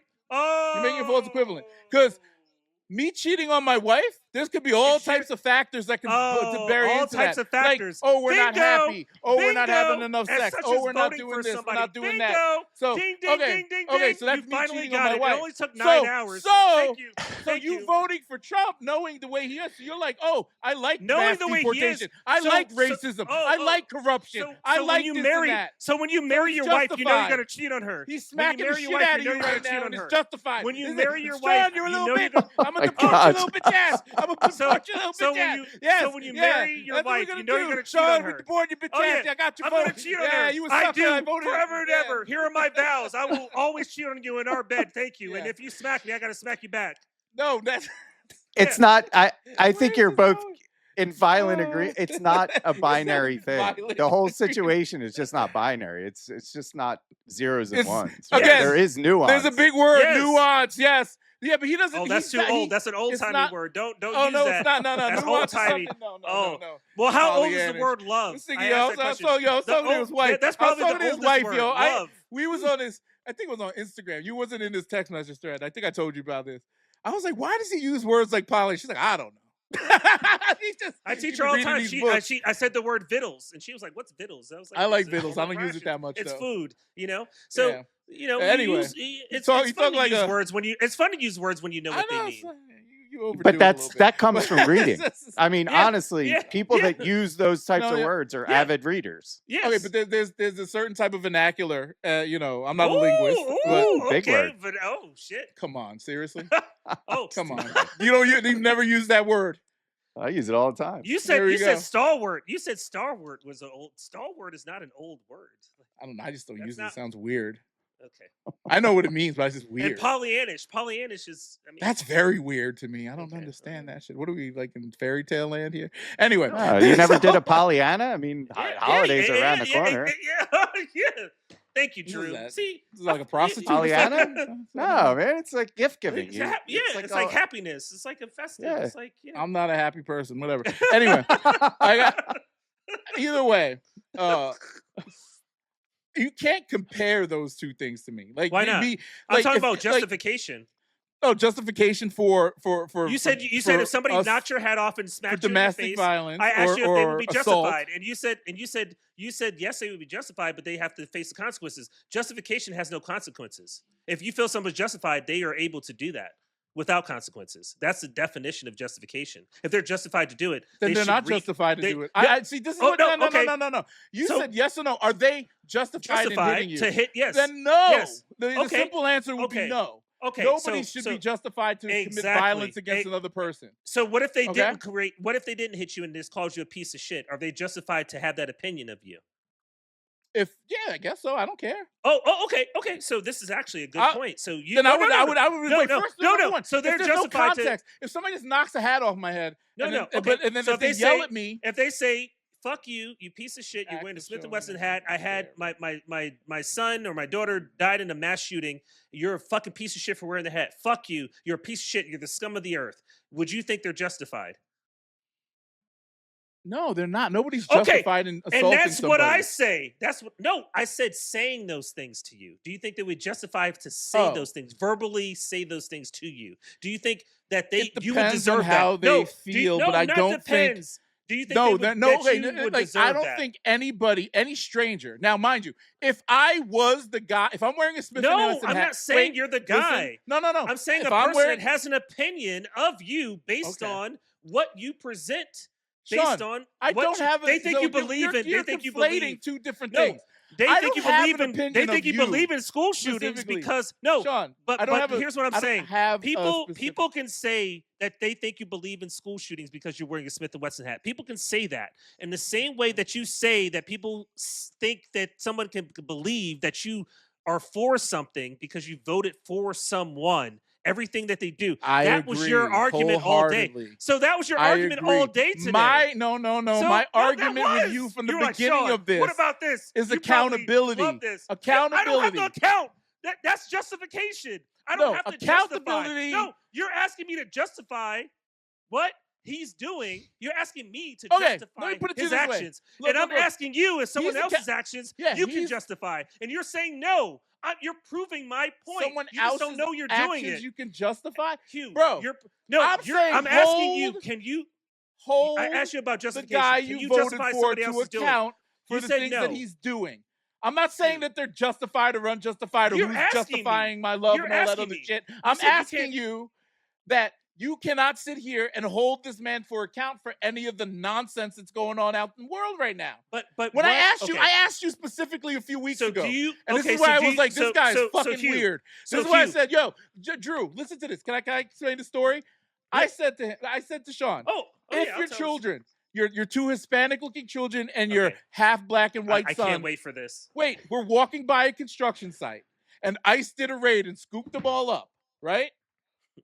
And then they're sitting in the detention center for a few hours. You have to come pick them up. Everybody's crying. Mommy, daddy, why'd they pick me up? I didn't do anything. Blah, blah. I'm a citizen. All this shit. Well, my dad, he's going to go to his son. My daddy, Trump, scooped you up. But no, it's not because of him. It's because that ICE agent's a bad guy. He's the bad guy, not Daddy Trump. Daddy Trump didn't do nothing to you. The ICE agent has the bad agenda. Yes. That ICE agent is getting paid to do the bad shit from your daddy Trump. And that's what you can't hold the Trump accountable for that. You hold the individual who gets paid and ordered to pick up everybody and anybody. Yes. Trump said pick up any and everybody. I hold the children, person, your children. Yeah. You know what? And if Trump said to you that thing, would you do it? If he was paying me? Yes. No. If Trump and said I decided exactly. to do it. Exactly. And I remember what I said. No. I'm not asking you to decide it. I wouldn't do it. If Trump paid me and he said, "Do this, scoop up people," I wouldn't do it. So here's what I'm trying to explain to you. But humanity, I have a problem with humanity based on that. One person moving a bunch of fucked up people, right, to do something to be accountable. You guys are arguing two different points. Yes, you really are. Yes, they're not being. Nobody's being held to account. That's what I said to you. I said, Hugh, my thing is about humanity. That's a bigger issue. The person that wants to do that is existed before Trump. That person existed, and he was going to do something. He was going to do something fucked up. Do it until Trump. No, it's not about free will, Hugh. People are going to do what the fuck they want to do. That person's going to be fucked up in some other way. Wait. How many ICE agents are there in this country? How many ICE agents are there? Drew, is there that stat? Let me ask Jamal. Jamal knows everything. Jamal, shout out to Jamal. Yeah. Let's see. How many ICE agents are currently staffed in the United States? He's gonna be like, "Hey, bro, let me tell 20,000. 20,000 has more than 20,000 law enforcement and support personnel. 21,000. Yep. Okay. So you're telling me that there is 22,000 men, women, whoever the fuck these people are, who would have gone out in the streets unlawfully, just scooping up people, smacking people up, throwing them in vans with masks on, just because. Well, no. What you're telling me is that they have it in their heart. No. What you're telling me is that all 21,000 are doing that, and what I'm telling you is that's actually not the case. Okay, we can't take. It's like it's like bad apples in the police department. There are always some in the military when motherfuckers are waterboarding and doing all kind of crazy shit. Oh, that was during a president, and they were authorizing terrorists. Are to be the bad dealt with a certain ones way. being held to account? What? The ones that are not reading the rights, the ones that are scooping up people who are citizens, and ones that are beating up people on the street, arresting journalists, have they been held to an account for any of this bad? When cops kill somebody and they, the system's not too corrupt, they are held to account and potentially go to jail or brought up on charges. I mean, if it's caught on film. It happens all the time. The guy who killed the homie in Detroit, the guy who killed Eric Garner, the guy who shot the man in North Carolina behind his back. They all went to jail, right? They all went to jail. You know what the funny thing is? But the masked guy who's getting paid $80,000 a year to throw random people in the back of a van. You know what the funny thing is? You know what the funny thing is? It's all his fault, and he's not being held to account by the powers that be. And you're okay with that. Again, that's something your guy's doing, not holding them to account. You're okay. I'm not okay. You're okay with the fact of assuming, right, that there are no bad actors and they're all bad actors. No. I never said that they're all bad actors. I'm saying that these people are doing it and not being held to account. Yeah, I think it's the accountability part. But bad people do bad things. Yes. Okay. But you have to hold it. There has to be some accountability in this. He pats them on the back and gives them a bonus when they do these things. That's the problem here, Sean. And you can't even say that the leadership is bad. You're not even holding the person who has to say to go, okay, don't fuck up guys. Don't be scooping up kids. Don't be beating up journalists and old ladies and shooting priests in the head with rubber bullets. So you want me to say the leadership is more bad than before? Right. And so I get your point, right? Bad is bad, right? Yeah. You want me to say it's more bad? Okay, Hugh. It's more bad than last time. I don't know what. Yes, it's more bad than last time. Okay, it's more bad than last time. Okay, congratulations. I don't know what that even. I don't even know. You don't know what that means? No, I don't. You don't know what that means. It's more bad than last time. No, I don't. So tell me. Tell me how much. So tell me how much better it was last time. It's better than this. It's not affecting. Tell me how. No, tell me how. Tell me how you feel. Right. Random people were able to walk down the street and not be accosted by a fucking guy with a mask on. That's how you feel. Citizens. That's how you feel, Hugh. There's a lot of people that don't feel that way before Trump was in office. And that's the problem that you don't see. Feel what way? Yes, that don't feel the way. You think that before Trump, people could walk down the streets and not be accosted. That's your perspective. Somebody would look at you and say, you're full of shit. And that's what I'm trying to explain to you. Yeah, I know you want. Where do they live? No, yeah, but this is only happening in. It's not about. It's only happening in cities that he don't like. Oh my! If it's happening, it's fucking happening, Hugh. if it's happening. It it's never happening. happened before. This is not normal. I don't understand what your fucking problem is. It's not so normal. You don't think people were getting accosted, run up on black people for sure? Black people. I mean, no, all people in general for sure. We just talked about how your boy. We just talked about how your boy put Japanese in internment camps. FDR created internment camps for Japanese. That's your guy. That's your guy who did all the great things. That's your guy. Everybody has faults. I'm saying. Oh my god, bro. So this is what I'm saying. How faults? So. Dude, drunken with power, right? Drunken with power is who understanding they all have. what direction we're headed in, and if you all the we're books, heading in the direction that was set 400 years ago. Okay. This direction was set. No. There was always a sense of balance and normality every time power shifted hands. Drew, you know this. Bush, they called. When Bush was normality, G.W. Bushes and all these different people, they was like fascism's coming, all this crazy shit, and then what they do? They voted him out. They got another guy. They got Obama in there. And Obama did all this shit, hoping change are gonna happen, but he was just like the guy 2 presidents before him. Just a fucking corporate Democrat. Made it more so that businesses can grow, economy kind of stays the same, but the middle class and all this stuff. You know the United States. You know the United States is a business, right? I mean, let's just start from scratch. Not think. Okay, so you understand? No, you understand the balance of the world economy is being shifted. Okay. Dog, do you know if the U.S. isn't consuming, we're doomed globally. And if we're not working or making things happen that like innovating, America's good for innovation, medicine, technology. There's no more of that. There's no more. There's an anti-education movement. There's an anti-immigration movement. There's an anti-fucking like people movement now. There's all this shit that's happening that's counter to what the American ideal is or why people come to America. Canadians don't want to come here no more. People in India are like, shit, I ain't coming there no more because it cost me $100,000. I can't do this. I can't do that. So all these people that make America great, right? It's not what it made the culture of America. And I'm gonna remember we had that cultural conversation about culture, right? I think as I think more about that, what culture really is, what Black culture is, and all that stuff, the culture of America is embracing the other and making it easy to assimilate, or is assimilate the bad word for it? What's the word? Like no, but what you're talking about, and I think as the cynic, right? If you lean into the cynic ideology, all you're talking about is lipstick. The ugliness is still all there. Yes, right? This has been there. I get that. Yes. Yeah. You know, it's been there since the start of man. We've all been We're all sinners, right? We've born out of sin. Yeah, but you can't. Yes, I get your point, Hugh. I am with you on that. I think what we're experiencing now is absolutely what we've created, and it's in our face in a way that is so toxic, so aggressive, such a hatchet, job. It's crazy. And I fear, and I'm with, I have much more left-leaning views than right, but this can't be good.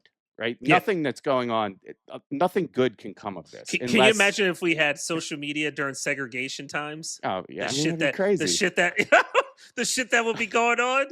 Shit, you couldn't Black people couldn't wear a white shirt in the house. Be like, what the, it was. And I talked about this before. It was like Malcolm X, right? He went on he went to Mecca and he changed his whole views, right? Before he was like, I'm not talking to white people. No, absolutely not. He was totally against MLK. He's like, no unity. We do our own, totally shifted his mindset because he didn't understand that there were white Muslims. There were Muslims of all different races. There were Muslims from all different parts of the world. And so and I know we live in a society, right? We're Americans first, right? We're from the United States and all this and that. But based on my own worldview, I just have a hard time of disassociating humans from race, political views, and all this other shit. So I cannot, in any circumstance, even if I was on the right vote or whatever the fuck, I would still feel exactly the same way, right? That this society and the humanity that we have in front of us is the issue based on a system that we had from the beginning that was based on taking, pillaging, and having the lesser of two evils as a choice. That's what we've had for our entire society. There's a great quote. Wait, you there's buy a great quote. into that system by doing. It's not what buying you in. do. I was born into it. If you think about use this you quote, don't have to. Every system's designed to get the results it gets, right? So we're a human system, and we've been designed to get the results we're getting, depending upon which way we're navigating. And right now, it just feels like there's an aggressive movement to pull out a lot of the infrastructure that may have seemed as lipstick, right? Like, hey, we're really shitty people, but we're going to make you think, hey, you're a patriot, right? So that stuff is a challenge right now, because where do you draw the line, right? What is too far? How many things need to be taken away before we're like, we're sorry, we made a mistake, right? So this is a hard environment to kind of navigate through. For that very reason, is I think you're both right? I don't know if, in the sense, no, but you're arguing the same thing, but just with different information, just a different approach. I just don't like he voted for Trump and won't hold him accountable. That's the only thing that pisses me off. Otherwise, he's a lovely person. And it bothers me. Well, Hugh, it's like you can't. It's like you're being stubborn about it. It doesn't make sense. No, you're being stubborn because you're being stubborn about the fact that you care so much that goes such a long way for you. No, it's not about that. I don't care about if I hate it, harder on you than to be on Mike. No, see, Mike voted for Trump, but I understand Mike's viewpoint because look, he's white. He comes from the country. If I worked for PETA, if I was a long life PETA badge wearing, if Hugh loved furs, I wouldn't get. And I had the same ideology that I have. If you want to be, but I would. I would understand if you didn't want to be, and I'd be like, whatever. I'm gonna wear my fox coat around. I wouldn't. But I'll wear that shit all day. But I wouldn't judge you at all based on that. You would judge me because PETA, all they do is fucking judge. They throw paint on people who wear furs. But they're fucking judgmental as fuck. Hugh, again, so Hugh takes an obsolete view of most things. Right? You said omnipotent view. They all work for PETA. They're all this, right? You have a very general view on a very small thing, right? Like, so somebody works for PETA, they're all this. Somebody voted for Trump, they're all this, right? So my mindset is just not. No, it is true. You said they all do this. I'm saying I gave you a scenario that me personally, you can't even get outside of hearing the word PETA without correlating it to me as a person. You're just thinking PETA. I'm talking about me, your friend Sean, who you know for 20 plus years. If you work for PETA, what would your viewpoint of me wearing a fox coat be? I don't understand. What would you do to me? What would you say? I would not say anything. You have to make a personal decision. I value that fox more than I value this human. I would not say anything, Hugh. Okay, again, but dude, because I've separated think about dogs. There could be a man or a woman or a baby dying in the middle of the street, blood coming out of its eyes. Everybody will drive past it. A little dog is lost. Oh my God! They're gonna go pick it up, go and put it on Instagram. Where's the dog? Why is this dog? Whoever the person who left him out here needs to go to hell and die. Everything. A dog. While there's humans literally dying on the streets. Well, that's my point. Nobody wants to help them. That's my point. We value the animals. Dogs are lovely. Their eyes are beautiful. My dog, I would kill for my dog, right? But I'd also kill for my wife. I don't know if I'd kill for you, depending on the circumstance. But if somebody if somebody was physically assaulting you because you're wearing a Smith Wesson hat, I might have to interject. That's what I'm saying. So when we look at. We have different value propositions today, right? We even from when we were kids, right? We were talking about this a little bit, right? And we have to talk about the time we grew up, where we grew up, how we grew up, all those types of things, right? We have to take all that thing into account, okay? There's people, right? I grew up in public housing. There's people that would have a general view of me based on growing up in public housing. And then when I would, even as a kid, the way I talk, right? Always loving to read, speaking the way I speak. You talk white. We have to get to but it's talking white. But I don't understand. I never understood what that was. Well, this is good. I know how to. I don't say Pollyannish and whatever the fuck else. It's like, what is talking white exactly? But you have to understand, okay? That is the issue, and then. When I went That's not an issue. That's not what we're talking about. No, let me round this out for you, okay? because this goes back to who you voted for and all that kind of stuff, right? So I moved to high school, right? And it's a better environment, all this and that. And I'm like the one they see as like the street kid. I got cornrows. I still speak the same way. All these types of things. I'm in AP classes. I got cornrows, right? There's a different perspective, right? Because of those things, right?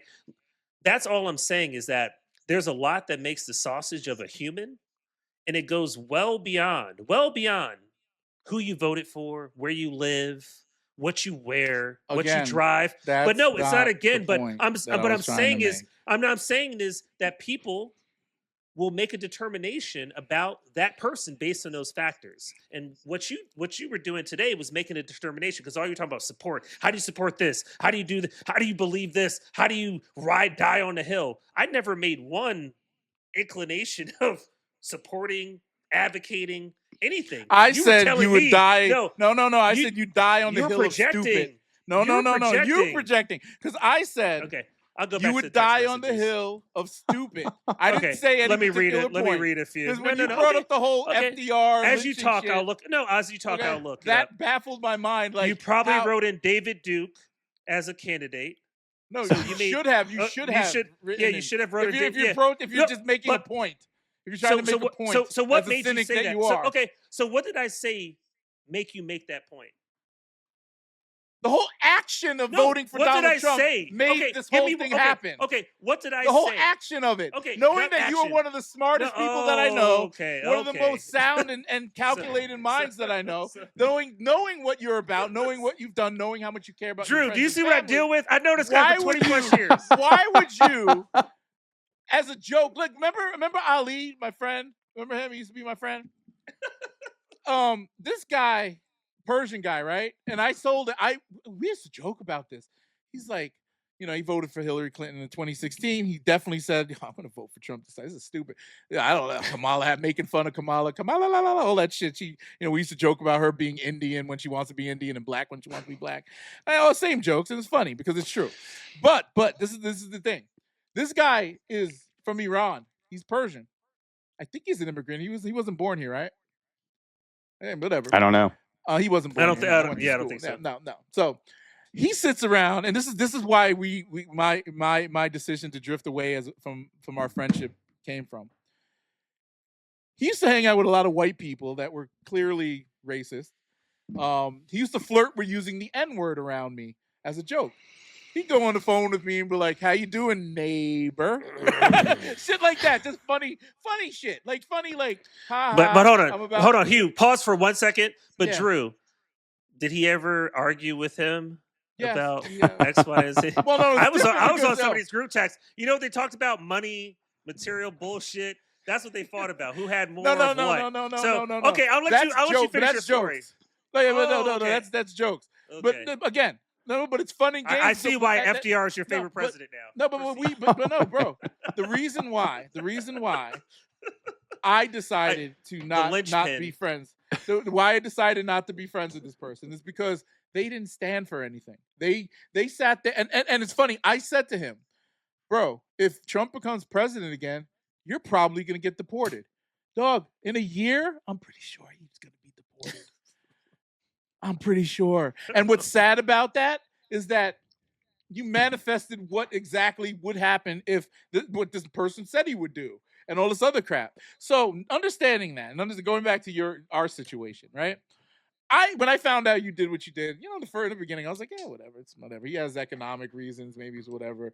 And maybe he's just trolling and all this other shit. Not to say that you're a supporter. I don't think you're a supporter per se. But knowing that you feel the way that you do, it would have made more sense for you to vote for the Grand Master of the Ku Klux Klan or whoever, because it would have been a better joke than voting for the guy who actually has a chance to set all those policies that the Grand Master wants. Of the Ku Klux Klan wants, which he's trying to do right now. And I don't understand. So you'd rather, if given a choice, bastardize the vote. Is what I'm hearing. You'd rather in that your scenario, if you had a choice. Okay, being a cynic, a cynicist. No. So you'd rather bastardize it, right? Make it your vote, yes, because it doesn't matter. Make it funny. Make it funny. Make it. So make see, it a that's where we protest differ. vote. Vote That's for where Bernie. we differ. He Okay, wasn't so going to that's where win. we Vote differ. for Bernie. At least that'll make me smile. But you didn't do that. So you voted for the person who had an actual agenda that actually could compete. That actually is doing what they're saying they wanted to do. So in your opinion, voting for someone who has no chance is better than voting, for anyone else, right? In your case, yes. Yeah. Okay. Well, again, because it doesn't matter to you. Nothing's going to change. Except everything's changing. I didn't say nothing. I didn't say nothing's going to change. You can't walk outside without some motherfucker with Billy Club throwing Mexicans in trucks. I didn't say nothing's going to change. They're doing that shit outside of Drew's house right now. Hugh, I didn't say nothing's going to change. I was just shocked as how appalled you and how shocked you were that you thinking it just started changing. It took time. No. You're just now realizing that this is the world we live in. That's what. No. I realize the world we live in. I realize that. I mean, you've never been this animated about it. Yeah, no. Because I'm getting older. You said it earlier. Getting older, we start thinking differently. I don't want to lose. Drew said it too. I'm not trying to lose my 401k. I'm not trying to lose my job. I'm not trying to lose opportunity. If I bring kids into this world, I want them to see a better place. Imagine walking around seeing the shit that we see. Like when you take your kid downtown and what DC. Happened?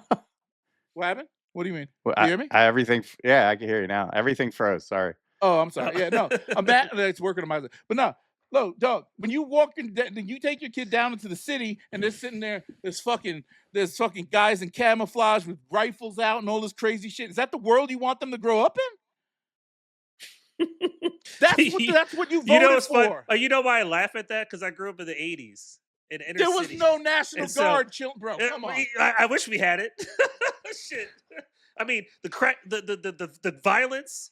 I mean, from Hartford to Harlem to Miami in the 80s. A couple episodes ago. All those places. What did I say, Drew? We should have the National Guard in front of the schools, man, because of the mass shootings, right? Yeah.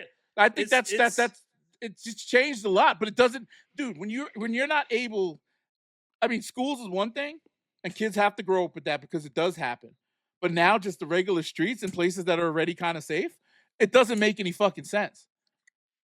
It doesn't, does it? Because we was out in them streets. You got on the 8th Street, you used to get fucked up, piss on the sidewalk, do whatever the fuck you want to do. Now you piss on the sidewalk, you might be in a detention center. Fuck, if you're dark enough, you might be in Guatemala or fucking the Congo, wherever they send these motherfuckers if they don't have an ID. Well, Hugh, you may not remember the story that I told you and you already knew before we talked about it on this podcast. I was put in handcuffs at an ATM machine after hailing a cab. I'm 9,000% sure you said something stupid or did something stupid while you were drunk with something. Oh no! I know. I'll give you the scenario. I was in Georgetown. Yeah. I didn't say anything stupid. And it was probably a bad cop. I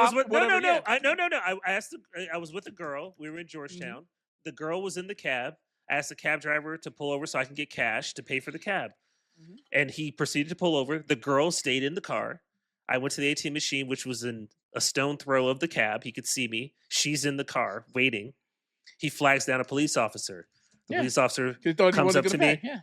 Well, thought I wasn't going to pay. First of all, there's one girl in the car. A girl. Doesn't matter, bro. But doesn't matter exactly. That's what I'm saying. You a black man in America. You get out the cab, this guy's going to be pissed like, fuck it. I got to go figure out how I'm going to get my money. So Hugh, this is what I'm saying, right? So part of my experience of self-teaching and kind of learning about the world and learning and forming my own opinions. That's one scenario, bro. No, it's not one. It happens all the time. No, it's not one scenario. I was called the N-word as a kid when I was in Boston as a kid. Yeah. I was like 12, 13 years old. Guys scream out the window. I was with a white kid walking down the street.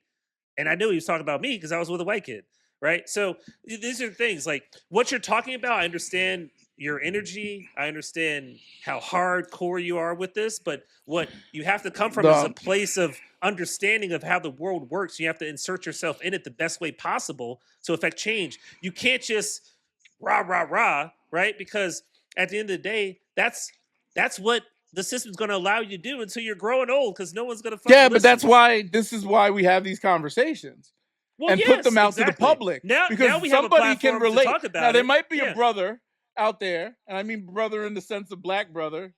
Drew, you're my white brother. That can relate to your situation, and they're thinking to themselves, oh, that guy Hugh has a point because it's, and I voted for Trump too.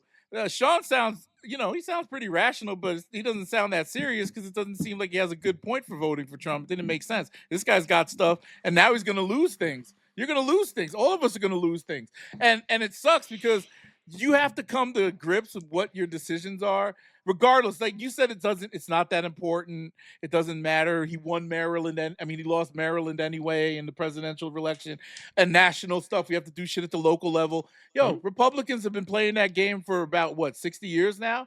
And they cornered the market on that. And some of it's irreplaceable now. They're rigging the elections. They're doing all the shit to corner the market on controlling everything from state to federal. And they stacked the Supreme Court. We're running out of options now. We're running out of options to say do something at the local level. When you said that to me, I laughed because Trump skipped the line and went all the way to president. I want to do that too. I'm not saying that maybe I could do it, maybe I can't. And I think the bigger issue though, I don't mean to cut you off, is we've really disintegrated any ability to trust. Example, I went to vote today in Texas, early voting. And my wife and I went, and I noticed. What part of Texas are you in? Outside of Dallas. Okay, San Antonio. Our daughter goes to UTSA, so we're good. Okay, if she ever needs a place in Dallas, you can always hang out here.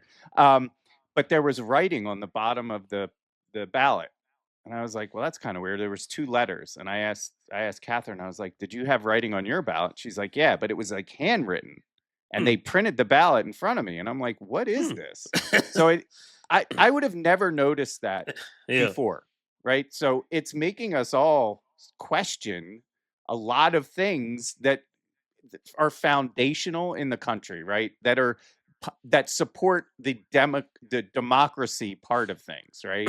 So if we don't have a fair voting system, I don't understand. You know what I don't get? These people. I'm sorry to switch topics. Oh, and Hugh, when you said that, Trump just rose to power, he didn't go through the ranks. He definitely donated to a lot of those who went through the ranks, which helped him get those delegates that he needed in order to be a nominee. So again, behind the scenes, inside baseball, he crushed the popular vote. I'm talking about the first time. You said he came in. No, I'm talking about the first time when he ran. Yeah, he was one of Chuck Schumer's first early donors.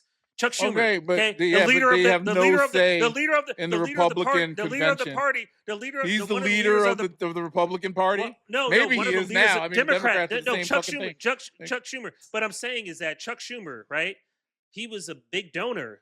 He would go to Trump when he was running for Senate in New York. He would go to Trump to get it with his tin can and get his money. So this is what I'm saying. We have to have the inside baseball conversation. We need to stop having this. Oh, what does that have to do with him? It has to do with everything. It has to do with everything. You know what? You just thought that Chuck Schumer was a Republican.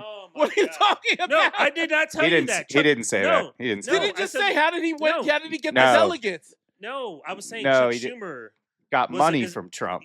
Yeah, he got money from Trump when Trump was just a New Yorker. How did he get the nomination? No. How did he get to his first time? You said he came out of nowhere. Trump. He didn't come out of nowhere. He was supporting Democratic Party for a long time while he was in New York. Chuck Schumer and others. He donated to those campaigns. He got delegates, which you need in these states to get the nomination. He was throwing money around. Okay, so. That's what we have to understand. We have to. That's not how you get the delegates. The way they work the delegates, you win when you win in the primary. Bro, you have to donate. How do you think the delegates are in power? The delegates are in power based on donations. How do you think? Oh my god. Okay, so here, wait. What are you talking about? The primary? Do you know how him winning the Republican primary or Chuck Schumer becoming a senator? Okay. Do you know he's talking about the rise to power? Yes.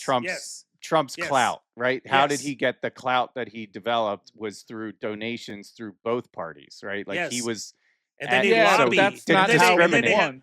Oh my god! Then they have lobby. So okay. Do you? Okay.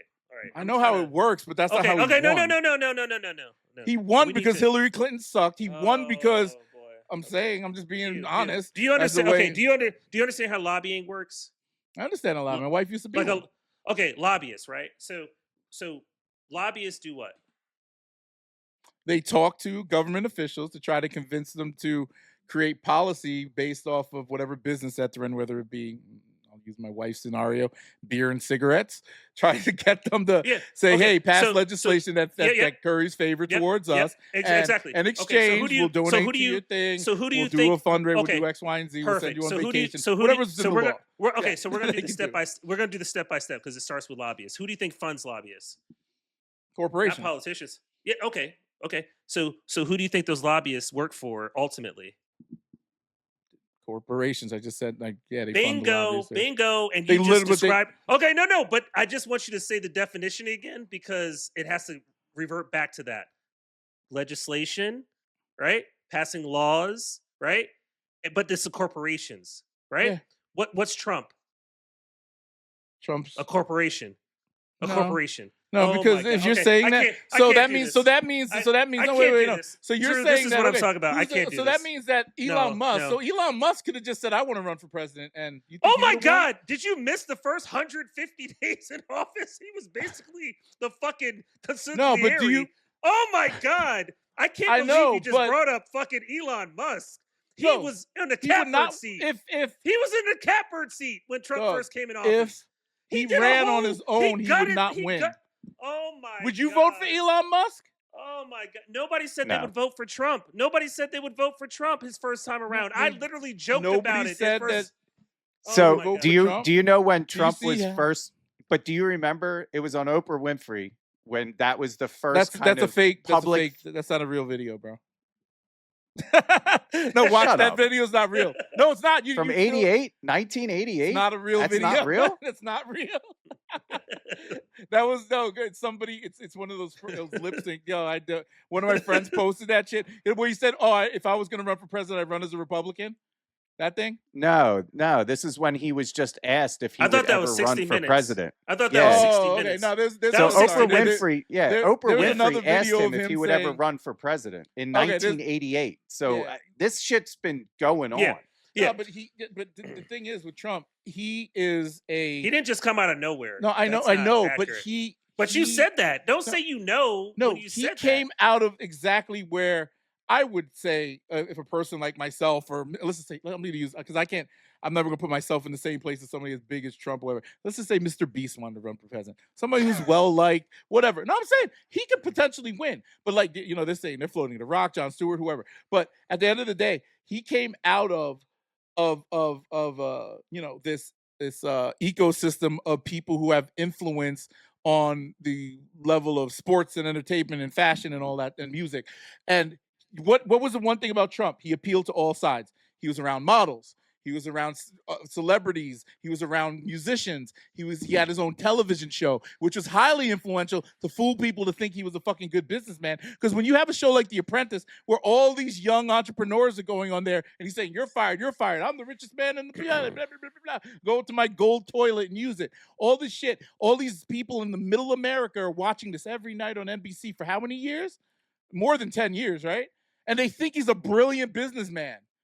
Even though he went bankrupt 6 times, even though he's never paid. But Hugh, contractor, again, Hugh, again, you go back every time. That's why people every thought time he was you a good talk, businessman. Every time you talk, I'm like, with Drew, I feel like you're saying exactly this is exactly my point that I make. The system is made for motherfuckers like him to win. I don't know why you missed that. I don't know why you're missing the point. You're saying these things like this is some shot. Because anybody, any billionaire made it seem like it was a billionaire. Any billionaire who wants to be president could be president. So there is no vote for Jeff Bezos. We're not going to vote. There's a stigma to having all that type of money. He's flashy about it. He's driving around in a Bentley and Rolls Royce and shit. There was an assumption that to be in public service or to be president, you had to have a history of public service. I don't know if that's true or not, right? No, not anymore. Trump has. So when you talk about skipping the line, that's kind of where I think skipping the line. He's never served the public ever. AOC, even Barack Obama to an extent, he was just an assemblyman. He was first term senator. I forgot he was a senator. You're right. No, the guy in the guy who's being the mayor of New York, he's an assemblyman or whatever. Right? But I don't know.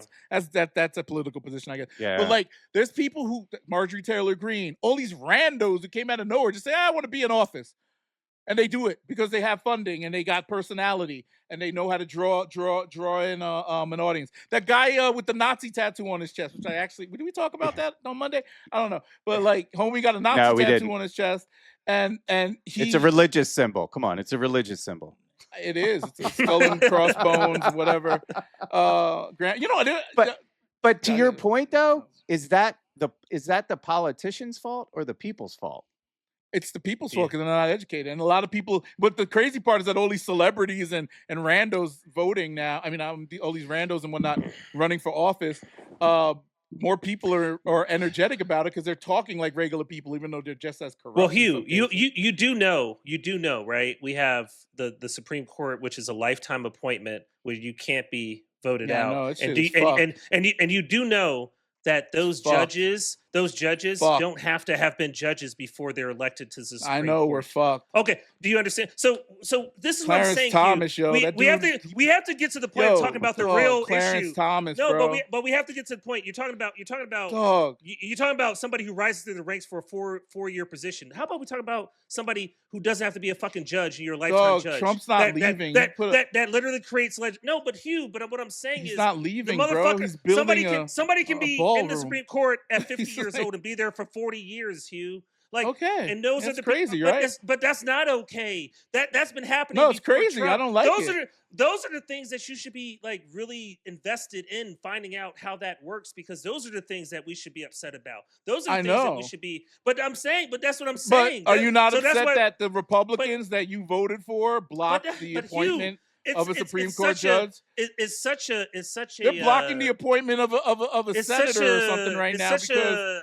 It's such an House member, argument. right? That chick from Arizona? It's an argument that doesn't. It's an obtuse They're blocking her argument. so they won't bring up that. Do you want to see the Epstein files? Do you want to see them shits come out? And who's gonna? And you know what? Who's gonna review all this shit when everything hits rubber meets the road? The Supreme Court. Okay, so everything traces back to the fucking Supreme Court, where you don't have to have been a judge before you're a judge. There's no so. That's the biggest fucking thing. I said that's the ruling fucking legislative body. That's the ruling legislative body of our fucking country. Okay. Regardless of what you want to say, they block what presidents say. Okay. Okay. How about we start? How about no? You don't get it.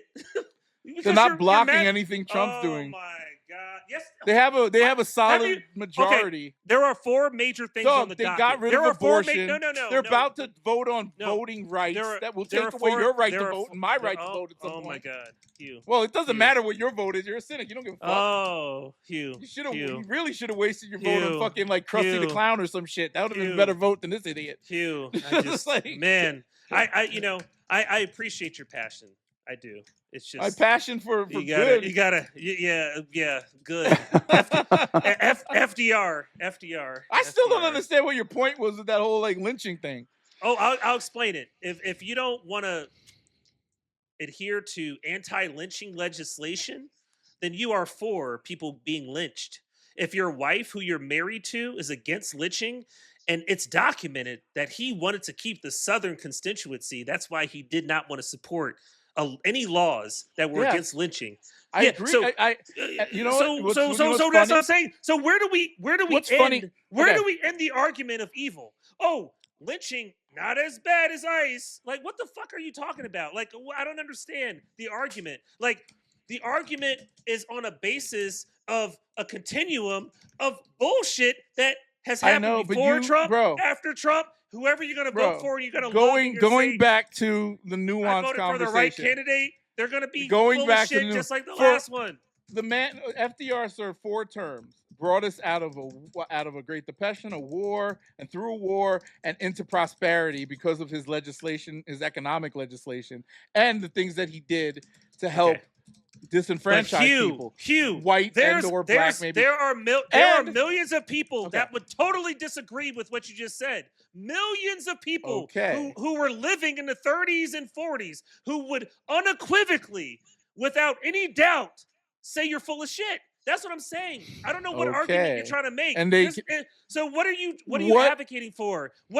There's no point to be proven if somebody on the other side is going to say, you know what, that was not my experience. What type of equity did he give? What type of equity did he give? You can't vote and you might get lynched. Oh yeah, here's the military. What are you talking about? Do you understand how he? Well, I mean, like I said, he helped my grandfather and my family for the most part. That is an experience that helped you, right? That helped you helped your dad, helped your family, right? And that went the right direction, right? But there's a bunch of families that were victimized by FDR. And that's a fact. In what way? What do you mean, how? In what way? No, black look, people could vote. Look, no black bro. people could vote when he was in office. So he did 4 but they terms. Changed that in 65. 65. He was in office in the 30s and 40s, Hugh. That was not a good time for the people that you now say you're advocating for. So, no, you don't get what I'm saying. Because if you're going to make this argument today, you can't make the argument for FDR then. Dude. Because the argument is the same. The people that you're advocating for today would not agree with what you're saying about ICE, what you're saying about taking away civil liberties. They would say to you, to your face, Drew, say FDR, what you just put in the chat. Like, just say it. What you just said. I'm trying to. He won't let me talk, but say it. He chose political pragmatism over moral leadership, prioritizing his New Deal economic agenda over civil rights reform. Absolutely, yes. And it wasn't the time for that back then, bro. Okay, so here's the thing. And this Why is my question.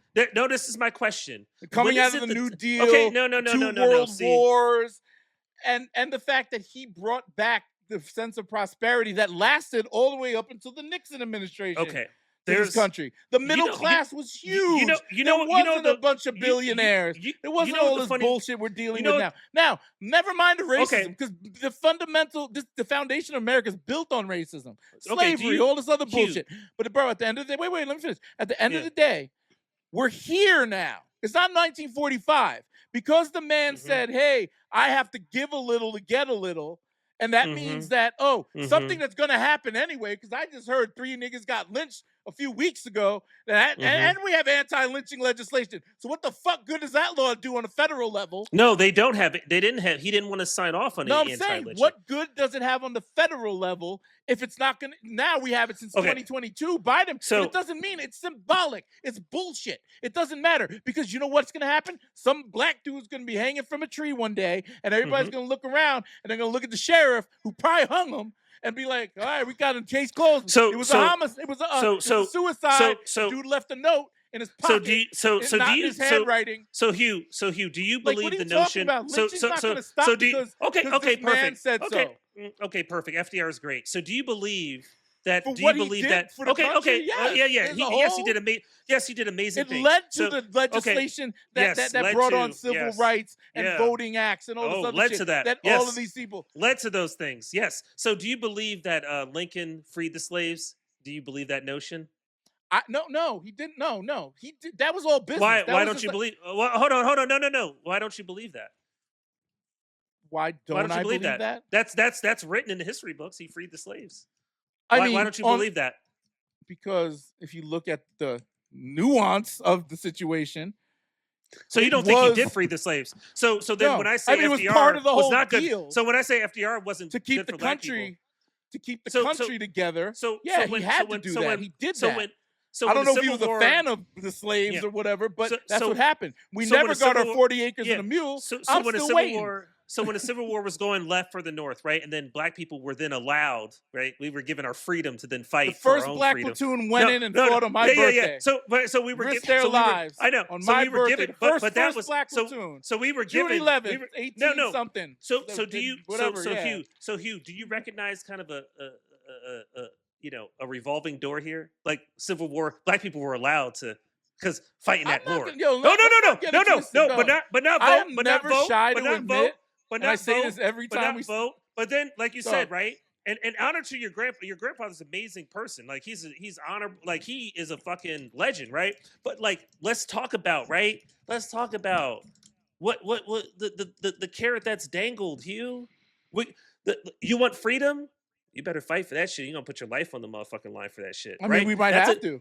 But it's not about we might have to. The freedoms that were given to black people during FDR's fucking presidency, all 4 of them, were afforded based on you putting your life on the line. That's not good. Okay? That's what I'm saying. You have to do sometimes. No, it's and not now about we're what you rolling have to everything do. backwards to potentially have to do it again. That's your determination. I don't believe that's what you have to do. So you don't think that stuff that's happening right? They take away voting rights. They take away your citizenship pretty soon, and you're going to tell me that you're not going to fight for that shit? No. Hugh, you've been on this world almost 50 years, bro. Me too. It's not Drew about been here long too. It's not about. He's Jewish, so that might. No. I mean, look, they start fucking up and not fucking with Netanyahu anymore. It might be a rap for him too. So you got to start thinking. The power. You have to defend what's yours. The power as an American. Yes, and the power of us. Are you going to go out in them streets and do that? Yeah, shit? You have but to? the power of us fighting for anything, right? Fighting for what we want, what we against anything, right? Is not fucking given to us. Do you understand what I'm saying? It's not given to us. The whole thing. We are, when we wrote the Declaration of Independence, right? And the whole thing about what the crazy the whole part thing about was. Look, the freedom, the MAGA people, the right to freedom. The MAGA we people. have an inalienable fucking right to freedom, right? Every man should be free. When that was written, not every man was fucking free. So you don't. It meant every white man. But again, that the system was created from start to whenever the fuck it finishes, based on a power dynamic. Okay, based on the fact that land was the first opportunity, the first opportunity to control. Then you don't understand. No. You don't understand. Wait. I want to ask you both a question. We're coming over the 2-hour mark. Yeah. Right. So do you believe, like, if you look at children, right, Hugh? I know you, but you've been around little kids. They don't see anything, right? They don't see color. They're curious, right? Yeah. Like, why is that person their skin color a different color than mine? But they're don't curious. Care about that. They don't have. It's innocent. When do you think the racist ideology comes into play? How do you? So it's either taught to you. You're taught that. There's nothing. There's no offense about that. My parents never taught me any of that. We were not raised in we fucked with everyone. So I didn't learn it from my parents. I learned it from TV. I learned it from government. I learned it from school, right? So how do you think the government portraying all this affects people that now are challenging their racist thinking or igniting it? Right. So I think this government has a dangerous aspect to this, as you really dipping your toe in race. The government does have an influence over people when it comes to. Oh, yeah. Yeah. So with all that being said, how is this going to don't you feel that with all the race, like, I know it's been dormant in a way, right? It hasn't been out in the open as much. It's been out in the open. It's since been out Obama in the open. But not in your face and shit that started in Montana under Obama. This feels different. This feels different. Everyone feels different. Now they're saying it's because we're white. Like that those guys have been in the news about building white compounds and shit and living places. Those used to be militias, right? Remember, we're here to protect ourselves from tyranny. It's just a bunch of white guys. But you know what, Drew? Now they're saying, we're just white people that want to be white, and you're not. Well, you know what's an interesting? So here's an interesting. I remember I read this book about it's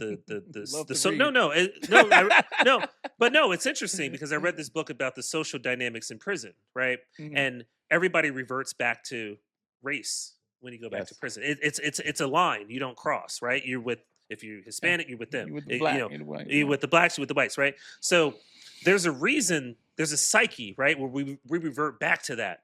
You could be raised the best, right? You could be, you got all, right, the most righteous moment, like, then you're gonna go on your side, right? Because that's your brother. You have to. That's the only thing. But here's the thing: we have to ask the question: why is that?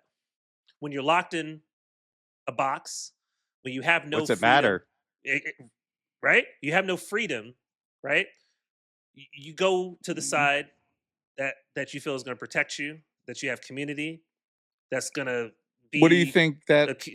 But what I'm saying is that's kind of the issue in general, as far as we're so far gone that subconsciously that system's created in prison because that's the only thing that we know, right? As a doesn't society. come from prison. It's not coming from white it's not, supremacy. no, Is let a me religion. make the point. No, like Hugh, I always let say me make it's a the religion. point. You know why? It's a because cycle. they cloak it under the guise of Christianity. We create they tell you that system. Hey, okay, you're no, missing I'm saying, again. no, You're not. You're missing religion. my point. No, you're missing the point I'm saying. This system was created so that we recognize each other internally that way. We could be outside, kumbaya, all this and that. But if there was ever a form of conflict, if we're in prison situation, everybody's going to revert back to their own race. You know why that is? Because that's how the fucking shit started. Okay? Not necessarily. No, it is how... No, everybody came together in 9/11 and hated the Muslims. Oh, Hugh, everybody came together. History, Hugh. Before you were born, let's make it simple, okay? Before you were born, okay? When people came and discovered and went to other lands, okay, and went to other places, there were sects of people from other places that dominated the lesser. If you had more weapons, right? If diseases, whatever the case may be, people went into other locales, and that people took over, and they established communities, colonized, okay?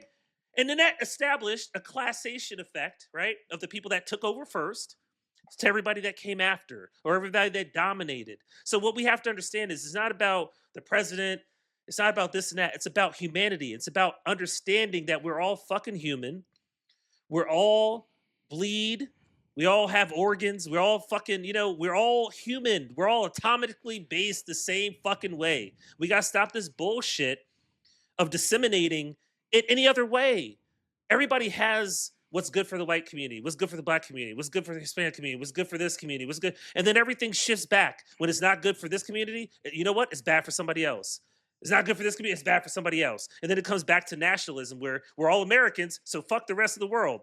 That's why I always make the point about iPhone and all this kind of shit, because that's what it is. When it calls down to it, if we're against another country, we ban with Americans. It's a fucking herd mentality, bro. We're all put into a fucking box to make sure that we have a sect. That's what it is. And whoever controls what sect we're supposed to be a part of based on whatever the circumstances are, that's what will rule. And if humanity's fucked up enough, then that negative will shift even more powerful. That's what I'm saying. Like, we got to change. Yeah, the problem we gotta with make that the is that, bro, you don't understand. Like, I don't know if you. I mean, look. If you think about like what's that MK Ultra, all that type of shit, where they do certain things to make the public, shift opinion or become whatever. Like I think things like Charlie Kirk getting shot, or these recent string of mass shootings where the people are kind of ambiguous, right? And then they blame the left, or they blame the right, or they blame whatever. They're not working. The people are still like, yo, oh, he shot up a school today? Where are those Epstein files? They killed Charlie Kirk. Why is our healthcare going up still? Why aren't they? Why is the government shut down? All these distractions aren't working anymore. And that's the good part about these things. You're saying that the system is always going to be the system. No, I think that people are getting hip to what's the game now, like you are, and saying that all this shit. But like, I think people are paying more attention and understanding that, look, hey, there could be 20 mass shootings, but you're still fucking with my money. And I'm not going to sit here and bow down to that. You're saying the same thing. Yeah, you're saying the same thing as what he just said. Is that because you're going to group? Yes. It's a sect, right? But my point in that is that my other point is that the reason why a lot of this shit is going on now is because the power structure that is been shifting over the past maybe like 60 years towards a more cohesive America, meaning that our government, federal and state governments, are more mixed up, meaning there's black, white, Hispanic, Jewish. That's not all old white men anymore. And there's dissenting voices, and there's dissenting ideas.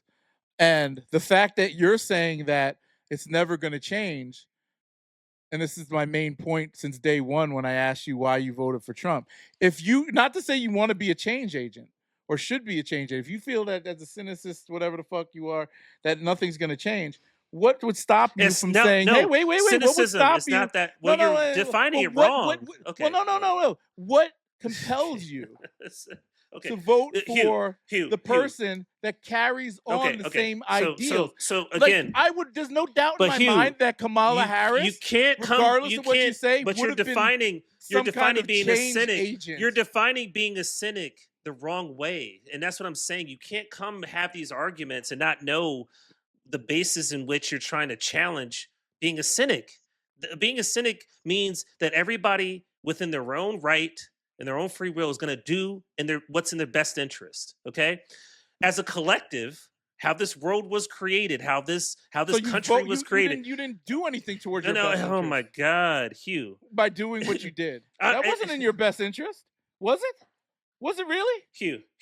Understanding where you came from, what's on the line, is that your best interest? Who I voted for, okay, in my lifetime is never going to be in my best interest as far as like how you're describing it. As far as like as how much money you make under Obama?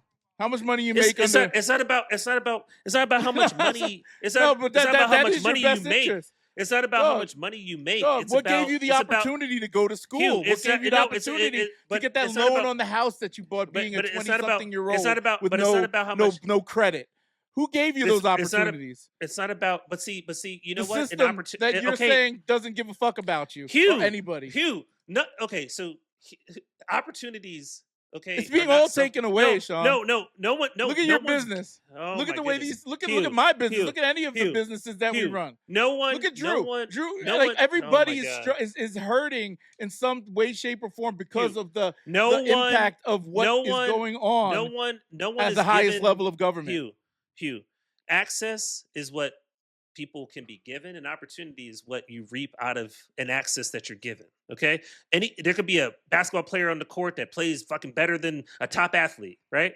If they have no access to coaches, to a gym, to people that could see that person, then it means fucking nothing, right? The opportunity is nothing without access. So my thing is, the access is the key component, and the way that you take your access that you have in your world, in your sphere, and do what you do, maximize that.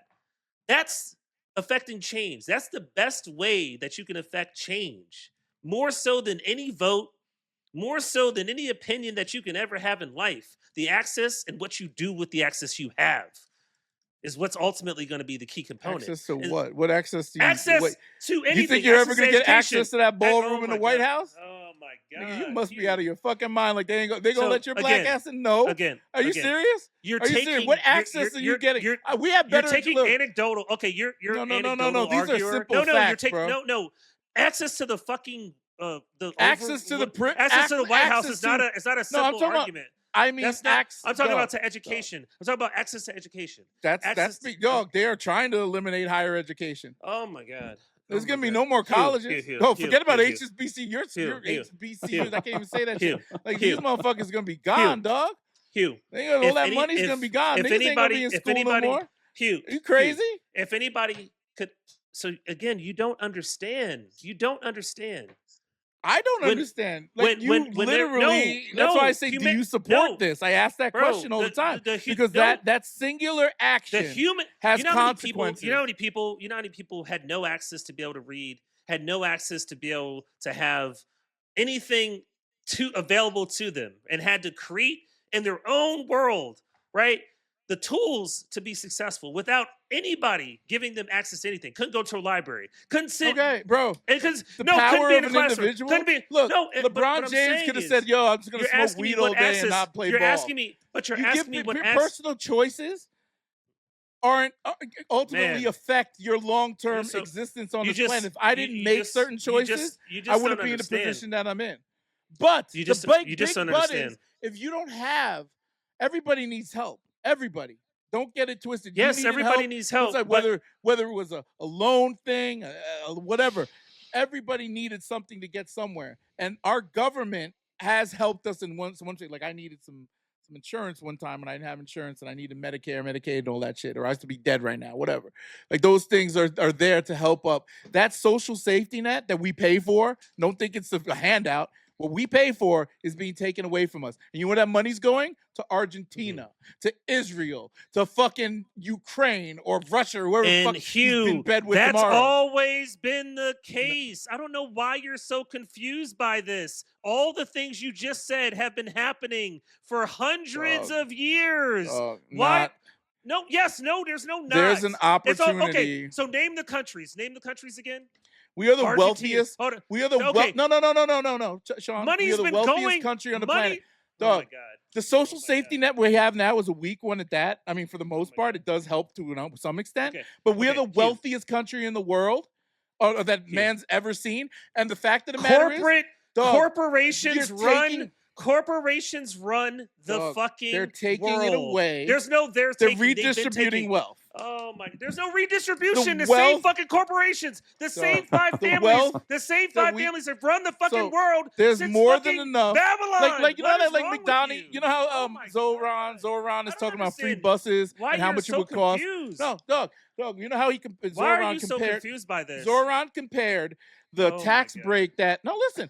Zoran compared the tax break that Governor Cuomo gave to Elon Musk for almost $900 million, right? And that it would be a fraction of that to give people free busing in New York City. No, I'm just saying. Now, it sounds like a pie in the sky, Pollyannish idea, but it can't happen if they redistribute the wealth to go to the people rather than... If corporations decide it's going to happen, it'll fucking happen. It doesn't have anything to do with the politicians. I'm having to tell you this in like layman's fucking language. Okay, the NBA contract, right? What did they get? $80 billion contract for 10 years? 80 billion? 80 billion.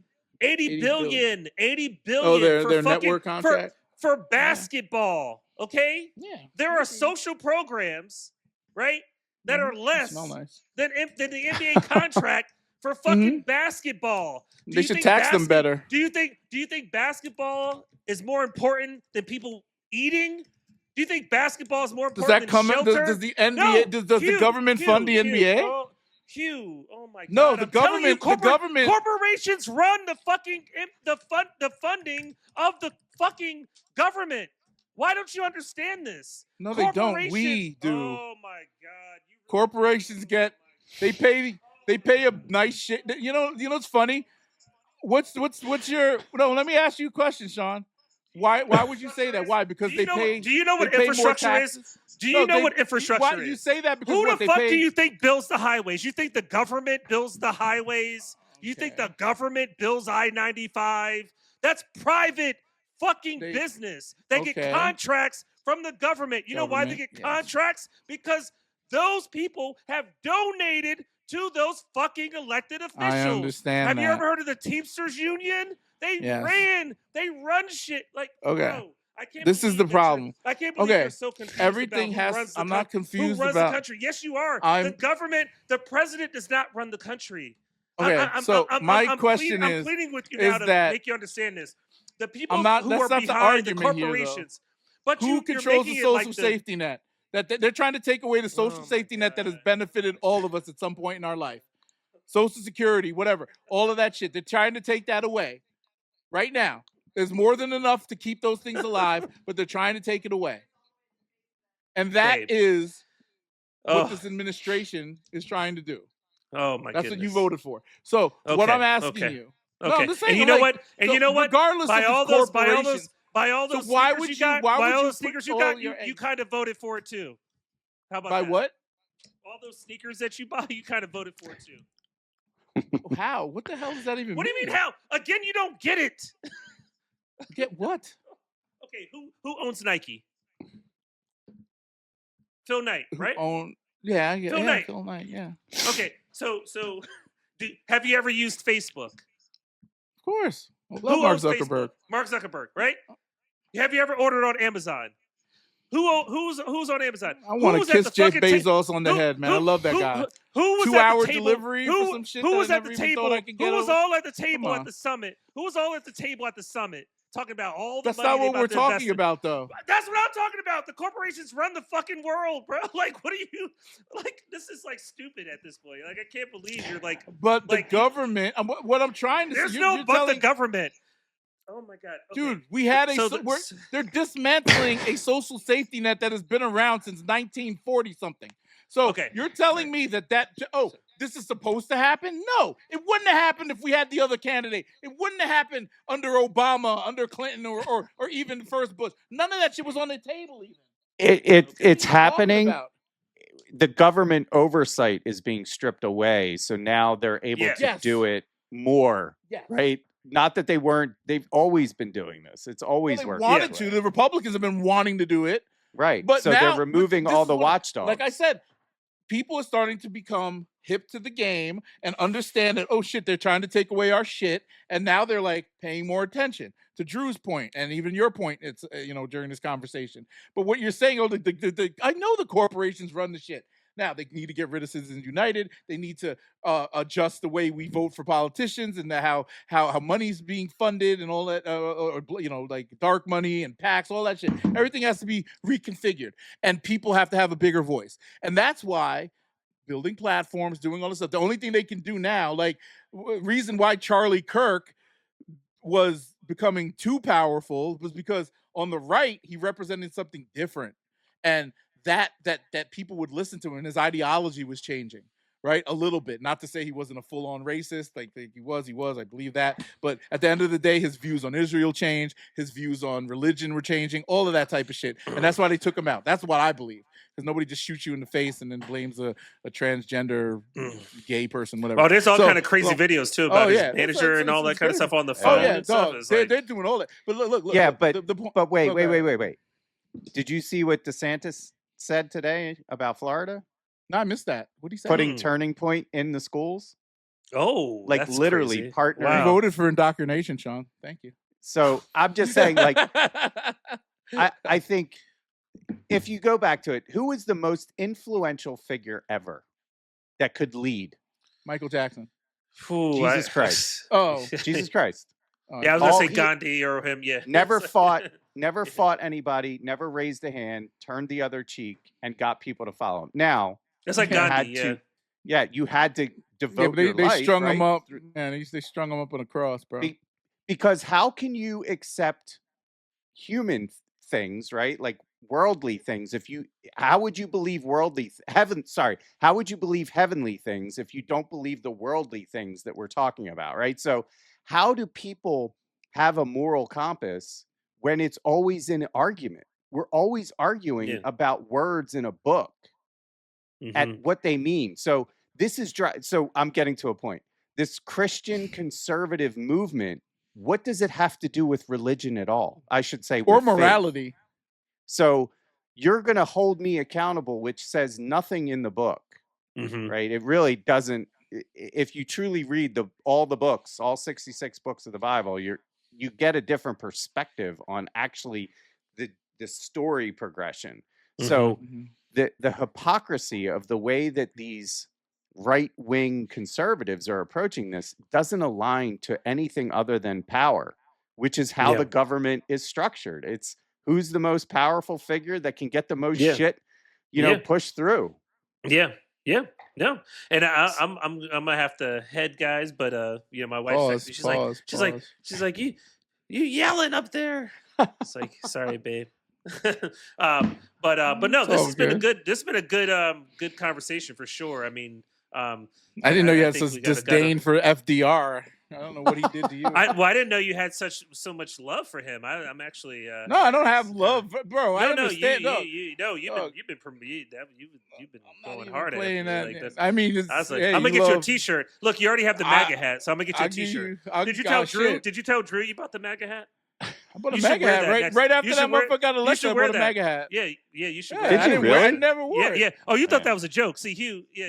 Drew, I told you. Yeah. I wouldn't buy a MAGA hat, man. He's secretly. I'm not secretly MAGA because I bought a piece of paraphernalia. He's projecting. Oh, but wait. So that's an interesting comment you just made. You're not. You bought that. You doesn't mean you support the MAGA movement. So, wow, we just went full circle with the whole thing, right? I voted for Hillary Clinton. Whoever Joe Biden said to vote for, that's who I voted for. Sean, on the other hand, voted for you know what? You know what? He didn't need to vote for Trump. He taking your money in other ways. He helped to win. How the hell He said, "Don't take my vote, take my money." I think if nothing else, we've wrapped this conversation, and it's just the government is a complete fucking cesspool. Yes. It really is. That's and not I don't know what anything. I don't know There's what still some good. how this gets fixed. Yeah. I believe. Shout out to FDR. Shout out to FDR. FDR. Yo, I have whiplash from the volleying, by the way. Like, no, I appreciate you. Good job. See, Drew, I appreciate being here. I was telling Drew today that I was like, yeah, you potentially saved our friendship by changing the subject. Not to say that, we wouldn't take it to the point where it's like we hate each other, because I don't hate you, Sean. I mean, I think you voted stupidly, but either way, I don't hate you. Well, I think you did as well. I don't see that proving out in any way, shape, or form. Have you not read the book she came up with? You should pick it up. You know what I'm saying? No. Pick it up. I need to pick it up. Pick it up, read it. Read it, and then we'll have a conversation about it. She was not the right candidate at all, but better than Trump. Pick it up and read the book. Better than Trump. Read the book. She doesn't think she was. Well, she doesn't think she was a good kid. Read the book. I know. Dude, Who else did we have? Who else did we have? We had. Like I said, you could have wrote it if you wanted to play games. You should have. Biden should have never been in the mix. Period. Oh no, that's his fault. He should have bowed out way before. That was a setup. Fault. That was a setup. I think Trump set that up. Him and Trump. Because I voted for Biden. But that was a setup. I voted for Biden first. I voted for Biden both times. How do you consolidate power? And remember that? It went down to South Carolina. That fucking coon-ass motherfucker. What was that, Clyburn? Fuck him. Oh, Clyburn, yeah. Fuck you. Clyburn, fuck you. On behalf of black people. It's funny. There's a brunch thing that I do at the there's an Air Force base. I sponsor this brunch, and he's always there. I'll be like, yo, Hugh don't fuck with you. This is the first time I actually said it out loud like that. But yeah. He's a foreign. Thank you for giving us this now. He's part of the problem. You're not as big of a problem as he is, even though you threw your vote in the trash. But he's part of the problem. Well, party shout out to FDR. But apologies to Octavian. Yo, when we was doing our text message thing, we got on a call. This is what I understand. One more thing before we leave. So this motherfucker Octavian, we get on this call. I'm like, go over something, right? He said I set it up for noon because we agreed to do it at noon. He text messages me talking about, I'm eating lunch now. Can we push it a half hour? I'm like, nigga, how the fuck? I pay you, don't I? I hit him up and I texted him. I was like, I'm sorry if I'm messing up your Lunchables. But we set for 12 o'clock and I don't understand why you can't make it 12 o'clock. Like, I don't have a schedule. He got right on the thing. I started yelling at him. I was like, what the fuck are you doing? You're telling me you could take a lunch break on a time where do these people come from? Like, what the hell are we doing? But I told him I was a little emotional and I apologized. You got to get Kari's permission to put that pic though. We should use that pic though for the meme. Facts. I'm gonna do a little destroy and rebuild. We should call it destroy and rebuild. I'm gonna put little circles around the sugar and all the Pam and all that stuff. The country's gone. The country's gone to shit. Yeah. Now you wouldn't even been looking at us crazy during this conversation. This is like don't put my picture next to that picture because I'll just be called out as a straight up racist. Right? Look at this white guy making fun of, Nah, this is a good conversation. This is good though. This is definitely good. This is like one of those things. And this is the podcast. Well, Drew, the reason we don't have you on here because I think this is one of the things I was like, this is kind of reserved for the brothers to talk. Like on some you black keep it that way, man. No, I love keeping it that way. We are, yeah. But but do appreciate the fact that you're willing to jump in the ring because sometimes like when we talk, it's interesting. I love to see not the Desi perspective, but you're like one of the people, and it's so weird. I've only known you for like a couple of months now. You're actually one of the few people that I actually can have intelligent conversation with. Sean is included sometimes, where we can have like these, or we can have the banter and the agreements or disagreements or whatever, and still come out like hugging and stuff, which is cool. This is the beauty of a free country. Yeah, this absolutely. conversation is the beauty of a free country. Once only certain people can have internet, the people who agree with the overlord. Yeah, it's like the people that I tell my wife all the time because there's like those First Amendment people that film people and people get all upset and they like, why are you filming me? What are you? And I say to them, look, I know it's annoying, but look, the people that walk up to those people and say, give me your phone, what are you filming? I don't think they have that right to do that. You know what I'm saying? Like that starts to blur the lines, right? Where somebody can just walk up to you. What are you filming? Yeah. What's on your phone, right? If that person feels that they're indignant enough to have that position to come up to you and based on what they think you're doing, take your phone, smack your phone out. That's where the problem lies. Did you see right? that video with my dude? Did you see this video with the I saw it. Yeah, with Charlie. I'm sorry. Yeah, can I just play this? I'm sorry. This got one more thing. This was great. My man got. Yeah, but those people that stand out in front of there, they're provoking. I mean, they're antagonizing they are. people. Oh no, they are. Yeah. They are. Watch this. Fuck off. Now, you want to play games? Lay your ass there and think about it. He knocked down that pick old up that white racist ass auntie. He hit her so hard her shoe fell off. He said, Who did you vote for? Yeah, okay, then it don't matter your lady. So once again, it doesn't matter. It don't matter what they $1 chick. You don't know what the fuck you talking about. You can eat a dick. That doesn't eat a dick. Okay? It is too far in the autocracy to try to convince some old racist white lady about history. Look at this shit. If you don't shit. know what's happening in the country, there's nothing I can do for you. Pastor James Earl. I don't care about no Jim Crow Jesus lady. Pastor James Earl. Hey, this lady right here is trying to tell me that the fucking Republicans help black people. They stop slavery. You the fucking Confederacy chick. Look at her, man. She going crazy out here. Look at her. Hey, remember, white women betrayed us the most. White women betrayed us the most. Listen, Republicans is a party of pedophiles. So who is Jeffrey Epstein? Who is Jeffrey Epstein? Who is Jeffrey Epstein? Okay, so was he not best friends with Donald Trump? Was he not? What about Donald Trump? What about Donald Trump? Okay, so the Confederacy should have been hung after the Civil War. You agree? A lot of people should have been. So, in that case, why are we naming bases after the Confederacy today? And go. We're not. Of course. So, is not Fort Lee back to Fort Lee again? I don't know. You don't know? So, Pete, where's he checks at? He renamed the base after the Confederacy. What say you? After Lee. Of course. A different Lee. Okay. This is why I don't do dialogue with demons, right? Hey, this is why I don't do dialogue with demons. Listen, you already admitted to saying nigga. You a racist. You call me racist. Oh, you are racist. You are racist. Shit. Okay, I'm sorry. You are racist. And that's okay. Hey, fuck off me, chick. Now, you want to play games? Wow. Lay your ass there and think about it. Wow. Stupid bitch. That was like fuck that and fuck you. That was a push. Hey, man, I'm not here to argue with your ass. Get your ass up out of here, bro. Does he have a Unless you want some shit to go down. No, it says fuck Trump. Fuck Trump. Yeah, that's all right. I got the whole thing on video. So it don't fucking matter what you said, racist ass dude. The camera out of your hand. You goddamn right. That's right. I'm right here. I ain't going nowhere. I'll be right back out in this bitch. Next time, keep your fucking hands to yourself. No, I don't get the fuck out of here. Yeah, you eat a dick, bitch. Eat a dick.